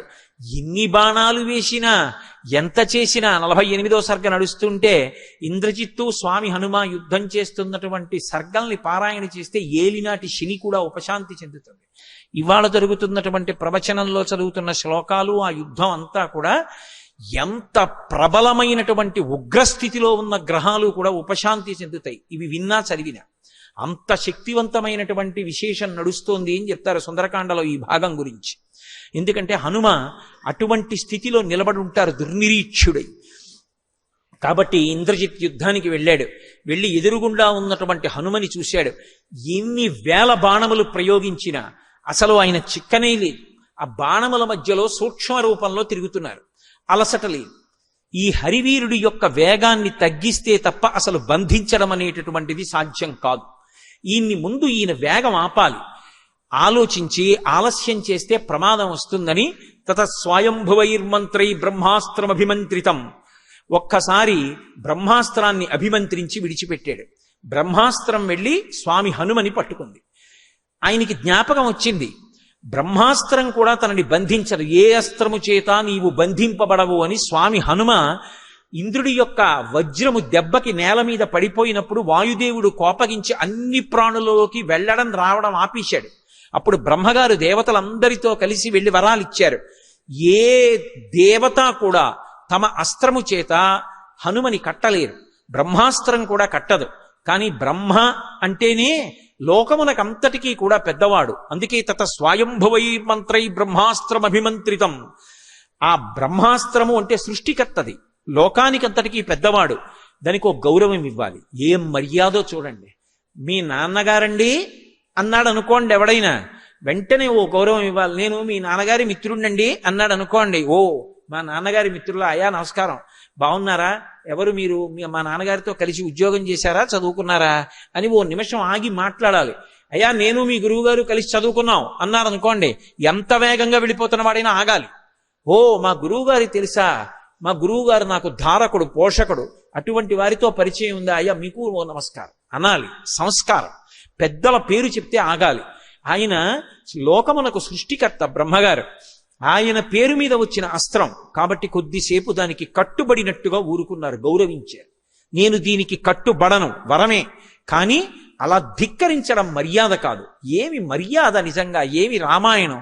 మర్యాదానాంచలోకస్య కర్త కరయితాచ సహా, మర్యాదా పురుషోత్తముడు రామచంద్రమూర్తి కించిత్ ఒక్క నిమిషం కట్టుబడ్డట్టుగా ఊరుకున్నారు. ఊరుకుని ఆగిపోయారు. నాకు ఇది చెప్తున్నప్పుడు ఒకటి గుర్తొస్తుంది. నేను ఉద్యోగంలో కొత్తగా జాయిన్ అయిన రోజున మహానుభావుడు బీబీఎల్ నరసింహారావు అని, ఇప్పుడు శరీరంతో లేరు వారు, వారి దగ్గర వేశారు నన్ను మొట్టమొదటి రోజు. ఆయన నీకు మా మేనేజర్ గారిని అధికారిని పరిచయం చేస్తాను రావాయ్ అని నన్ను తీసుకెళ్లారు. ఆయన ఈయన్ని చెడామడా తిట్టేశారు. ఇలా ఎందుకు చేశావు అని ఏదో కాగితం చూపించి, ఈయన అక్కడ ఇలా అంటుండేవారు. ఆయన అక్కడ కూర్చుని, కాదండి ఇలాగే చెయ్యాలి, నేనేం తప్పు చేయలేదండి, ఇలాగే చేస్తారు అని చెప్పారు. ఎంతో మర్యాదగా చెప్పారు. ఆయన తిట్టారు, నన్ను పరిచయం చేశారు. నేను హడిలిపోయిన ఇదేమిటి ఇలా తిడుతున్నారు ఈయన. తిరిగి వచ్చేసాం. వచ్చేసిన తర్వాత కాసేపటికి ఆయనే లేచి వచ్చాడు. లేచి వచ్చి, నరసింహారావు ఏమనుకోపోయి, ప్రథమ కోపం, డిస్ట్రిక్ట్ ఆఫీస్కి ఫోన్ చేశాను, నువ్వు చెప్పిందే కరెక్ట్, అలాగే రాయాలట, నేనే తప్పు చెప్పాను, ఆ కాగితం పట్టరా సంతకం చేస్తాను. చిన్నతనం కాదు, నాకు తెలియక నేను అడిగాను, ఏమన్నా మరి మీరు చేసింది తప్పు కాదని తెలిసినప్పుడు అలా మాట్లాడతారేంటండి అని అడగడం ఏంటండి మీరు అన్నాను. ఆయన నా వంక సర్రున చూసి అన్నారు, ఆ కుర్చీకో గౌరవం ఉంటుందయ్యా, ఇప్పుడే కాదు నువ్వు ఉద్యోగం చేసినంత కాలం గుర్తుపెట్టుకో, ఆ కుర్చీలో ఒకరు కూర్చున్నారు అంటే ధిక్కరించకూడదు. ఆయన ఒకవేళ పొరపాటు మాట్లాడినా మనం నిగ్రహం పాటించాలి. ఎందుకో తెలుసా, అదొక గదిలో ఎందుకేశారు, దానికి ఒక గౌరవం ఉంది. ఆ కుర్చీలో వ్యక్తిని అగౌరవపరిస్తే కుర్చీని అగౌరవపరిచినట్టు. రేపు నువ్వు కూర్చోవు, పదోన్నతి పొందితే. కాబట్టి మౌనం పాటించాలి, అలా తొందరపడకూడదు. అందుకే నేను మాట్లాడలేదన్నారు. నా జీవితంలో ఇప్పటికీ నాకు అదే పాఠం. ఉద్యోగం చేసేటప్పుడు నాకు ఎప్పుడు ఆయన జ్ఞాపకానికి వస్తుంటారు. ఎంత మర్యాదగా మాట్లాడారో చూడండి హనుమ. అది బ్రహ్మాస్త్రం, సృష్టికర్త పేరు మీద వచ్చింది. కట్టుబడతాను కాసేపని కట్టుబడ్డారు. ఆయన ఎప్పుడైతే కట్టుబడ్డట్టుగా పడ్డారో ఈ తెలిసి తెలియనటువంటి రాక్షసులందరూ బయలుదేరి వచ్చారు. వచ్చి గబగబా నార తీసుకొచ్చారు, నారతాడు తీసుకొచ్చారు, చెట్టు పట్టలు తీసుకొచ్చారు, ఆయన్ని కట్టేశారు గబగబా. సబద్ధ స్త్రేణ విల్కేణ విముక్తో స్త్రేణ వీర్యవాన్ అస్త్రబంధస్య చాన్యం హీ నబంధం అనువర్తతే. బ్రహ్మాస్త్రం అంటే దానికి ఒక గౌరవం ఉంటుంది. అది కట్టిన వాళ్ళని తీసుకొచ్చి ఇంకో దాంతో కట్టారనుకోండి, అది వదిలేస్తుంది. కాబట్టి అది వదిలిపెట్టేసి. ఇప్పుడు ఒక ప్రమాదం వచ్చింది. ఇంద్రజిత్తుకి తెలుసు ధనుర్వేదం. అహో మహత్కర్మ కృతం నిరర్ధకం నరాక్షసైర్మంత్రగతిర్విమృష్ట. వీళ్ళు తెలిసి తెలియక పెద్ద ప్రమాదం తీసుకొచ్చారు. ఎవరినైనా అవతల వాడిని బ్రహ్మాస్త్రంతో కడితే, ఒకవేళ ఏ కారణం చేతనైనా బ్రహ్మాస్త్రం ఆ వ్యక్తిని వదిలిపెట్టేస్తే మరునాడు సూర్యోదయం అయ్యే వరకు ఇక ఏ అస్త్రమో ఆ వ్యక్తిని పట్టుకోదు, చెనకదు. కాబట్టి రేపు సూర్యోదయం అయితే తప్ప హనుమని పట్టుకోలేను, ఇక దొరకరీన. కాబట్టి సమస్తమైన లంక సంశయంలోకి వెళ్ళిపోయింది. నరాక్షసైర్మంత్రగతిర్విమృష్ట ప్రవర్తతే సంశయతాత్మ సర్వే. అందరి ప్రాణాలకి సంశయం వచ్చేసింది. ఎంత ప్రమాదం జరిగిందనుకున్నారు? హనుమకి తెలియదా ఈ విషయం? తెలుసు. కానీ ఆయన ప్రయోజనం ఏమిటోసారి రావణాసురుడితో మాట్లాడడం. ఎంతసేపు ఈ దిక్కుమాల యుద్ధం, ఎంతమందిని చంపాలి? అందుకని ఆయన కట్టుబడినట్టు నటించారు. ఆయన ఏదో కట్టుబడిపోయారని వీళ్ళు అనుకున్నారు. చారుడు చారుడు అంటూ ఆయన్ని కొడుతూ ఈడ్చుకుంటూ సభలోకి తీసుకెళ్లారు. సభలోకి తీసుకెడితే ఎదురుగుండా కూర్చున్నాడు. పెద్ద నల్లటి మబ్బు మీద కొంగల బారు ఎగురుతుంటే ఎలా ఉంటుందో అలా ముత్యాల హారం ఒకటి మెళ్ళో వేసుకుని ఉన్నాడు. 4 మంత్రులు చుట్టూ పరివేష్టించి ఉన్నారు. 10 తలలతో ఉన్నాడు. వేలాడుతున్నటువంటి పెదవులు. నల్లటి మబ్బు ఆకాశంలోంచి దిగొచ్చి ఆసనం మీద కూర్చుందా అన్నట్టుగా ఉన్నాడు. అమృతాన్ని మదిస్తే వచ్చినటువంటి నురుగా అన్నట్టుగా ఉంది. తెల్లటి వస్త్రం కట్టుకున్నాడు. లోహితాక్షం, కళ్ళల్లోంచి ఎర్రటి కాంతులు వస్తున్నాయి. మహాబాహుం, పెద్ద పెద్ద బాహువులు, 20 బాహువులు, 10 తలలు, 10 నోళ్లు, జారుతున్నటువంటి పెదవులు, బయటికొస్తున్న నాలుక, పెదవులు తడుపుకుంటూ కూర్చున్నాడు. మనిషిని చూస్తేనే భయం వేస్తుంది, అలా ఉన్నాడు. హనుమ రావణుని వంక చూశారు. అహో రూప మహో ధైర్య మహో సత్వ మహోద్యుతి అహో రాక్షసరాజస్య సర్వలక్షణయుక్తత అన్నారు. అది ఒక మహానుభావుడి జీవితంలో ఉండేటటువంటి లక్షణం. ఆయన రోమకూపాల్లోంచి తేజస్సు కొడుతోంది. రావణుడి యొక్క రోమకూపాల్లోంచి ఆయన చేసిన తపస్సు అటువంటిది. అబ్బా, అహో రూప మహో ధైర్య మహో సత్వ మహోద్యుతి. ఏమి ధైర్యం, ఏమి రూపం, ఏమి టీవీ, ఏమి కాంతి, ఏమి ప్రకాశం. అసలు రోమకూపాల్లోంచి వస్తోంది కాంతి. ఎంత డాబుగా ఉన్నాడు. వీడి ఎందు పరదారాగ్రహణం అనేటటువంటి మహాపాపం లేకపోతే, వీడి ఎందు అధర్మ బుద్ధి లేకపోతే, ఇంద్ర పదవితో కలిపి 3 లోకముల నేలగలిగిన మొనగాడు. ఎంత గొప్ప సాముద్రిక లక్షణాలు. ఎటువంటి వేళ్ళు, ఎటువంటి గోళ్ళు, సులక్షణ నకాంగుష్టై స్వంగుళీతలలక్షితై, అటువంటి చేతులు, అటువంటి కాళ్ళు, వక్షస్థలం, అలా ఉన్నాడే. ఏమి కాంతి అనుకున్నారు. రావణాసురుడు హనుమ వంక చూశారు.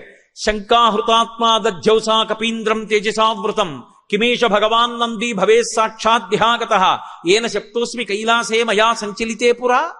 వాడికి మాత్రం గుడ్డె గుటుక్కుమంది. ఇది ఉపాసనలో ఉండే తేడా. ఇద్దరూ భగవదుపాసకులే. కానీ ఒకడు అధర్మం వైపు నడుస్తూ ఉంటాడు, ఒకడు ధర్మం వైపుకి నడుస్తూ ఉంటాడు. ధర్మం వైపు నడిచినటువంటి వాడికి ఉన్న ధైర్యం అధర్మం వైపు నడిచినటువంటి వాడికి ఉండదు. అందుకే హనుమ వంక చూడగానే శంకాహృతాత్మా దధ్యౌసా కపీంద్రం తేజసావృతం, హనుమ యొక్క తేజస్సు వంక చూశాడు. అబ్బా, ఏవి తేజస్సురా ఇది. కిమేష భగవాన్ నంది భవే సాక్షాద్ధ్యాగతః. నందీశ్వరుడిలా కనపడ్డారు. ఏమిరా, నాకు ఈయన చూస్తే వానరుడిలా కనపడటం లేదు, నందీశ్వరుడిలా కనపడుతున్నాడు. ఒకవేళ నేను ఒకనాడు పుష్పక విమానం ఎక్కి కైలాస పర్వత శిఖరం మించి వెళ్ళిపోతున్నాను. అకస్మాత్తుగా పుష్పక విమానం ఆగిపోయింది. ఉత్తరాఖండలోంచి చెప్తున్నాను. ఆగిపోతే మంత్రులను అడిగాను, ఎందుకు వెళ్ళటం లేదు విమానం అని అడిగాను. కింద కైలాస పర్వతం ఉంది, దాని మీద పార్వతీ పరమేశ్వరులు ఉంటారు, కాబట్టి ఈ విమానం వెళ్ళటం లేదన్నారు. అక్కడి నుంచి విమానంలో కిందకి దిగి పార్వతీ పరమేశ్వరులు విహారం చేస్తే శంకరుడికి యుక్తాయుక్త విచక్షణ ఉండక్కర్లేదా? రావణ బ్రహ్మ పుష్పక విమానంలో వెడుతుండగా కింద పార్వతీదేవితో విహరించి విమానం ఆపుతాడా? ఏది పిలవమన్నాడు. నందీశ్వరుడు ఎదురొచ్చి ఎవరు నువ్వని అడిగాడు. వానరముఖంతో ఉన్నామని చెప్పి నందిని చూసి వికటాట్టహాసం చేశాడు. వెంటనే నందీశ్వరుడు అన్నాడు, నిన్ను సంహరించడానికి నేను చాలు, కానీ భవిష్యత్ కాలంలో నీ కొంప ముంచడానికి వానరులు వస్తారు. నా ముఖం చూసి వానరముఖం అన్నావు, ఒక వానరుడి యొక్క తేజస్సు చూసినప్పుడు నేను జ్ఞాపకానికి వస్తాను. వానరముఖాలతో వచ్చినటువంటి వాళ్ళ వల్లనే లంకాపట్టణం సర్వనాశనం అయిపోతుంది, శపిస్తున్నానన్నారు. కాబట్టి కిమీష భగవాన్ నంది భవే సాక్షాత్ విహాగత ఏన శప్తోస్మి కైలాసే మయా సంచలితే పురా. ఒకవేళ ఆ మహావానరం వచ్చిందా ఏమి, శాపాలన్నీ కలిపి కట్టి కొడపడం ప్రారంభిస్తున్నాయి ఇంకా. కాబట్టి ఆయన వంక చూసి కించిత్ భయపడ్డాడు. జీవితంలో మొట్టమొదటిసారి అసలు ఒకరిని చూసేటప్పటికే భయపడ్డాం. శంకాహృతాత్మా దధ్యౌస, మనసులో శంక బయలుదేరింది. ఈయన తేజస్సు ఏమిటి ఇలా ఉంది, ఈయన తేజస్సు చూస్తే భయం వేస్తోందే అనుకున్నాడు. తాను మాట్లాడితే గౌరవానికి తక్కువని తాను మాట్లాడకుండా ప్రధానమంత్రి ప్రహస్తుడి వంక తిరిగి సంజ్ఞ చేశాడు. ప్రహస్తుడా, నువ్వు మాట్లాడు, ఎక్కడి నుంచి వచ్చింది ఈ వానరం అడగమన్నాడు. ప్రహస్తుడు లేచి, ఓ వానరమా, భయపడకు, మా ప్రభువు దయాశాలి, పరమధైర్యవంతుడు, అపారమైన పరాక్రమశాలి, 3 లోకములను గెలిచినవాడు. నిజం చెప్పావా ప్రాణభిక్ష పెడతాడు, నిజం చెప్పలేదా కుత్తుక ఉత్తరిస్తాడు. నువ్వు అగ్నిహోత్రుడి పనుపున వచ్చావా, దేవేంద్రుడి పనుపున వచ్చావా, రాముడి పనుపున వచ్చావా, శ్రీ మహావిష్ణువు పనుపున వచ్చావా, ఎవరి పనుపున వచ్చావు, ఎవరి దూతవి, ఎందుకు వచ్చావు, మా ప్రభువుకి అత్యంత ప్రీతిపాత్రమైనటువంటి ప్రమదావనాన్ని ఎందుకు భంజించావు, ఆయన కామించిన సీతమ్మతో ఏం మాట్లాడావు, ఎందుకు మాట్లాడావు, ఏం చేశావు, అన్నీ కూడా నిజం చెప్పు. నిజం చెప్పావా ప్రాణం దక్కుతుంది, నిజం చెప్పలేదా నీ ప్రాణములు దక్కవు. మా ప్రభు ఎదురుగుండా నిలబడి ఉన్న సత్యాన్ని మాట్లాడు అన్నాడు. ప్రహస్తుడి వంక చూసి నవ్వి అన్నాడు, నీతో మాట్లాడడానికి కోసం నేను ఇక్కడికి రాలేదు, రావణుడితో మాట్లాడడానికి వచ్చాను. నీతో కాదు చెప్పవలసింది, రావణాసురుడితోటే చెప్తాను తిన్నగా. నేను వచ్చింది ఎవరి పనుపున వచ్చానంటే విష్ణువు పనుపున, శివుడి పనుపున, బ్రహ్మ పనుపున, ఇంద్రుడి పనుపున, అగ్ని పనుపున, దేవతల పనుపున వచ్చినవాడను కాను. నేను నిక్కచ్చిగా వానరుణ్ణి. నేను వానర ప్రభు అయినటువంటి సుగ్రీవుడి పనుపున వచ్చాను. భ్రాతుశ్రుని సమాదేశం సుగ్రీవస్య మహాత్మనః. సుగ్రీవుని యొక్క సోదరుడు అయిన ఓ రావణ విను, నేను చెప్పిందన్నాడు. సుగ్రీవుడికి ఎలా సోదరుడయ్యాడు రావణాసురుడు? భ్రాతుశ్రుని సమాదేశం ఎలా అన్వయం అవుతుంది అంటే ఎత్తి పొడిచాడు మహానుభావుడు హనుమ. ఒకానొకప్పుడు వాలి ఈ రావణాసురుడు కలిపి సంధి చేసుకున్నారు. ఏమని అంటే, లోకంలో ఎక్కడ ఏ అపురూపమైన స్త్రీ కనపడినా, ఎక్కడ ఏ అపురూపమైన వస్తువు కనపడినా మనిద్దరం ఎత్తుకొద్దాం, మన ఇద్దరికి అదే పని, ఇద్దరం ఎత్తుకొద్దాం, ఎత్తుకొచ్చినవి ఇద్దరం అనుభవిద్దాం, నేను అనుభవించి నీకిస్తాను, నువ్వు అనుభవించి నాకి, ఇది మన ఇద్దరి మధ్య ఒప్పందం అని అపవిత్రమైన ఒప్పందం చేసుకున్నారు. మన ఇద్దరం అన్నదమ్ముల్లా బతుకుదామని చెప్పి సంధి చేసుకున్నారు. మరి రావణాసురుడు వాలిని అన్నదమ్ముళ్లా చూస్తే వాలి తమ్ముడు సుగ్రీవుడు ఏమవుతాడు? సోదరుడేగా అవుతాడు. అందుకని భ్రాతుశ్రుని సమాదేశం సుగ్రీవస్య మహాత్మనః. సుగ్రీవుడు నీ సోదరుడు పంపిన సందేశం విను. ఒకటి అంతర్లీనంగా ఏమిటి, మా సుగ్రీవుడికో లక్షణం ఉంది, ముందు రాయబారం పంపిస్తాడు, చెప్తే సరే, లేకపోతే రాముణ్ణి తీసుకొచ్చి చంపిస్తూ ఉంటాడు. వాలిని అలాగే చంపించాడు సోదరుణ్ణి, తర్వాత నిన్ను ఇలాగే పంపిస్తాడు. ఇది అంతర్లీనమైన ప్రతిపాదన, అది సుందరకాండ, అది సౌందర్యం. ఒక్క వాక్యంలో ఇన్నిటిని గుప్పిస్తారు చేసి ఆ రావణుడి వంక చూశారు. నీకు తెలియదా రావణ, తెలియనట్టు నన్ను ప్రశ్నలు వేస్తామే, నేను సుగ్రీవుడి పనుపున వచ్చాను, నేను రామదూతని. అక్లిష్టకర్ముడైనటువంటి రామచంద్రమూర్తి హేళగా కష్టం లేకుండా ఏ పనులనైనా నిర్వర్తించగలడని నీకు తెలుసు. దశరథ మహారాజు గారు అయోధ్యానగరాన్ని రాజధాని చేసుకుని కుమారులు కలగలేదని అశ్వమేధం చేసి పుత్రకామేష్టి చేస్తే దేవతల యొక్క అనుగ్రహం చేత కలిగినటువంటి 4 కుమారులలో రామలక్ష్మణ భరత శత్రుఘ్నులలో పెద్దవాడైనటువంటి రామచంద్రమూర్తి పరమధర్మాత్ముడు, సుగుణాభిరాముడు.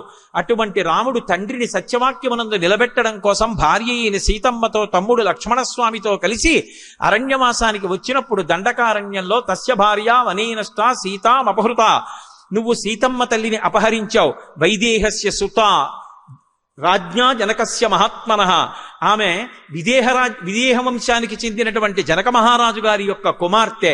అటువంటి సీతమ్మని ఆ తస్య భార్య వనేనష్ట సీతా పతిమనువ్రత, పతిని అనుసరిస్తున్నటువంటి మహాపతివ్రత అయినటువంటి సీతమ్మ తల్లి యొక్క జాడ నీకు తెలుసు, ఎందుకంటే ఆవిడిని అపహరించి తెచ్చి దాచావు. నాకు తెలియదు అంటావేమో, లక్షితేయం మయా సీత తథా శోకపరాయణ గృహ్యయాం అభిజానాసి పంచాస్యమివ పన్నగీం. సీతమ్మని నువ్వు అపహరించి తెచ్చి ఎక్కడ దాచావో అక్కడికి వెళ్ళి నేను సీతమ్మని చూసొచ్చాను. సీతమ్మ అంటే నువ్వు అనుభవించదగిన సామాన్యమైనటువంటి అతివా అనుకుంటున్నావు. ఆమె 5 తలల పాము, నువ్వు విషం కలుపుకున్న అన్నాన్ని నీ ఎదురుగుండా పెట్టుకున్నావు. తెలియక సీతమ్మ జోలికి వెళ్ళావు. నిష్కారణంగా మృత్యువు పొందుతావు. నేను పొందననుకుంటున్నావేమో. నిన్ను తోకకి చుట్టి 4 సముద్రాల్లో ముంచినటువంటి వాడు వాలి. ఆ వాలిని ఒక్క బాణంతో కొట్టి చంపినటువంటి వాడు రామచంద్రమూర్తి. ఆ రామచంద్రమూర్తి యొక్క ఇల్లాలు సీతమ్మ. ఆ సీతమ్మ జోలికెళ్ళి బ్రతికి బట్టగట్టగలిగినటువంటి వాడు లోకంలో ఎవరైనా ఉంటాడా? నాకు బ్రహ్మగారి వరాలున్నాయి, నన్నెవ్వడు ఏమీ చేయలేడు అనుకుంటున్నావేమో. తృణభూతాహితామన్యే ప్రాణినో మానుషాదయ అని నువ్వు బ్రహ్మగారి దగ్గర వరం అడిగావు. నేను నరవానరుల యొక్క పేరెత్తను, వాళ్ళు నాకు తృణంతో సమానం, అందుకని వాళ్ళ చేతిలో మృత్యు ఉండకూడదన్న వరాన్ని నేను అడగనని తృణప్రాయంగా వాళ్ళ పేర్లు విడిచిపెట్టావు. సుగ్రీవో నహిదేవోయం నాసురో నచరక్షథ నదానవో నగంధర్వో నయక్షో నజపన్నగ. సుగ్రీవుడు రాక్షసుడుగాడు, దేవతగాడు, గంధర్వుడు కాడు, కిన్నెరుడు కాడు, కింపురుషుడు కాడు. కాబట్టి సుగ్రీవుడు నువ్వు అడిగినటువంటి వరాల జాబితాలోకి రాడు. పూర్ణమైనటువంటి వానరుడు మా ప్రభువు. కాబట్టి వానరుడి చేతిలో మరణిస్తావు. రాఘవో మానుషో రాజన్ సుగ్రీవస్య మహాత్మనః. రాముడు పరిపూర్ణమైనటువంటి మనుష్యుడు. 12 నెలలు కౌసల్య గర్భవాసం చేసి పైకొచ్చాడు. తతశ్చ ద్వాదశే మాసే చైత్రే నామమికే తిథౌ నక్షత్రేతి తదైవచ్చే సోచ్య సంస్థేషు పంచషు గ్రహేషు కర్కటే లగ్నే వక్పతాం విందునా సహ ప్రోద్యమానే జగన్నాథం సర్వలోక నమస్కృతం అంటారు మహర్షి బాలకాండలో. 12 నెలలు కౌసల్య గర్భవాసం చేసి 5 గ్రహములు ఉచ్చస్థితిలో ఉండగా చైత్రమాసంలో నవమి తిథి నాడు మధ్యాహ్నం వేళ ఆవిర్భవించినటువంటి మహానుభావుడు. ధనుర్వేదమంతా తెలుసున్నవాడు, బ్రహ్మాస్త్రం ఎరిగినటువంటి వాడు. అటువంటి రామచంద్రమూర్తి నీ మీదకి యుద్ధానికి వస్తే తట్టుకుని నిలబడగలిగినటువంటి శక్తి రావణా నీకుందా? నిలబడగలవా? పైగా సీతమ్మ ఎవరనుకుంటున్నావు? ఆవిడ 5 తొలల పాము, మహాపతివ్రత.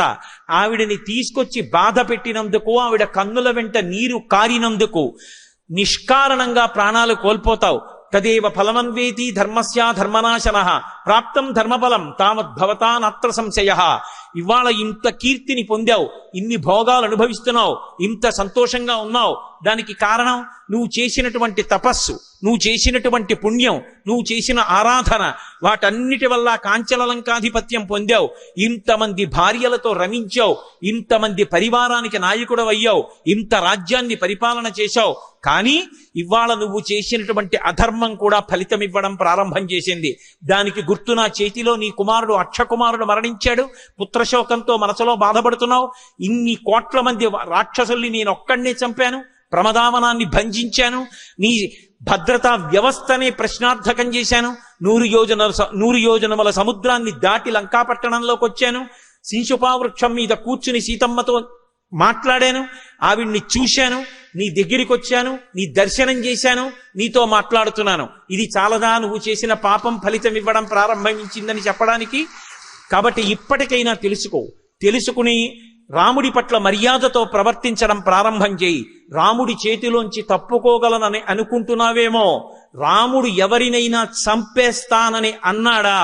బ్రహ్మా స్వయంభూశ్చతురాననోవా ఇంద్రో సురేంద్రో సురనాయకోవా రుద్రో స్త్రినేస్త్ర త్రిపురాంతకోవా త్రాతం నశక్త ఇది రామవధ్యం. 3 మాటలు వేసి విశేషణాలు చెప్పారు. బ్రహ్మా స్వయంభూశ్చతురాననోవా, చతుర్ముఖ బ్రహ్మ కావచ్చు, స్వయంభూ కావచ్చు. భక్తుడి జోలికి వెడితే ముందు భగవానుడు జోక్యం చేసుకుంటాడు. అందుకే భగవంతుడి ఆగ్రహం పొందడానికి తేలిక మార్గం ఏమిటంటే భక్తుడి జోలికి వెళ్ళడమే. ఆయనే చెప్పాడు, శుద్ధ సాధులందు సురలందు శృతులందు గోవులందు విప్ర కోటియందు ధర్మపదవి ఎందు తవిలి నాయందు వాడెన్నడలుగు నాడు హింసనొందు అన్నాడు. భక్తుల జోలికి వెడితే చంపేస్తాను, అప్పుడు మాత్రం వదిలిపెట్టనని చెప్పాడు. కాబట్టి భగవంతుణ్ణి నమ్ముకున్న వాడికి భయం ఏమిటి?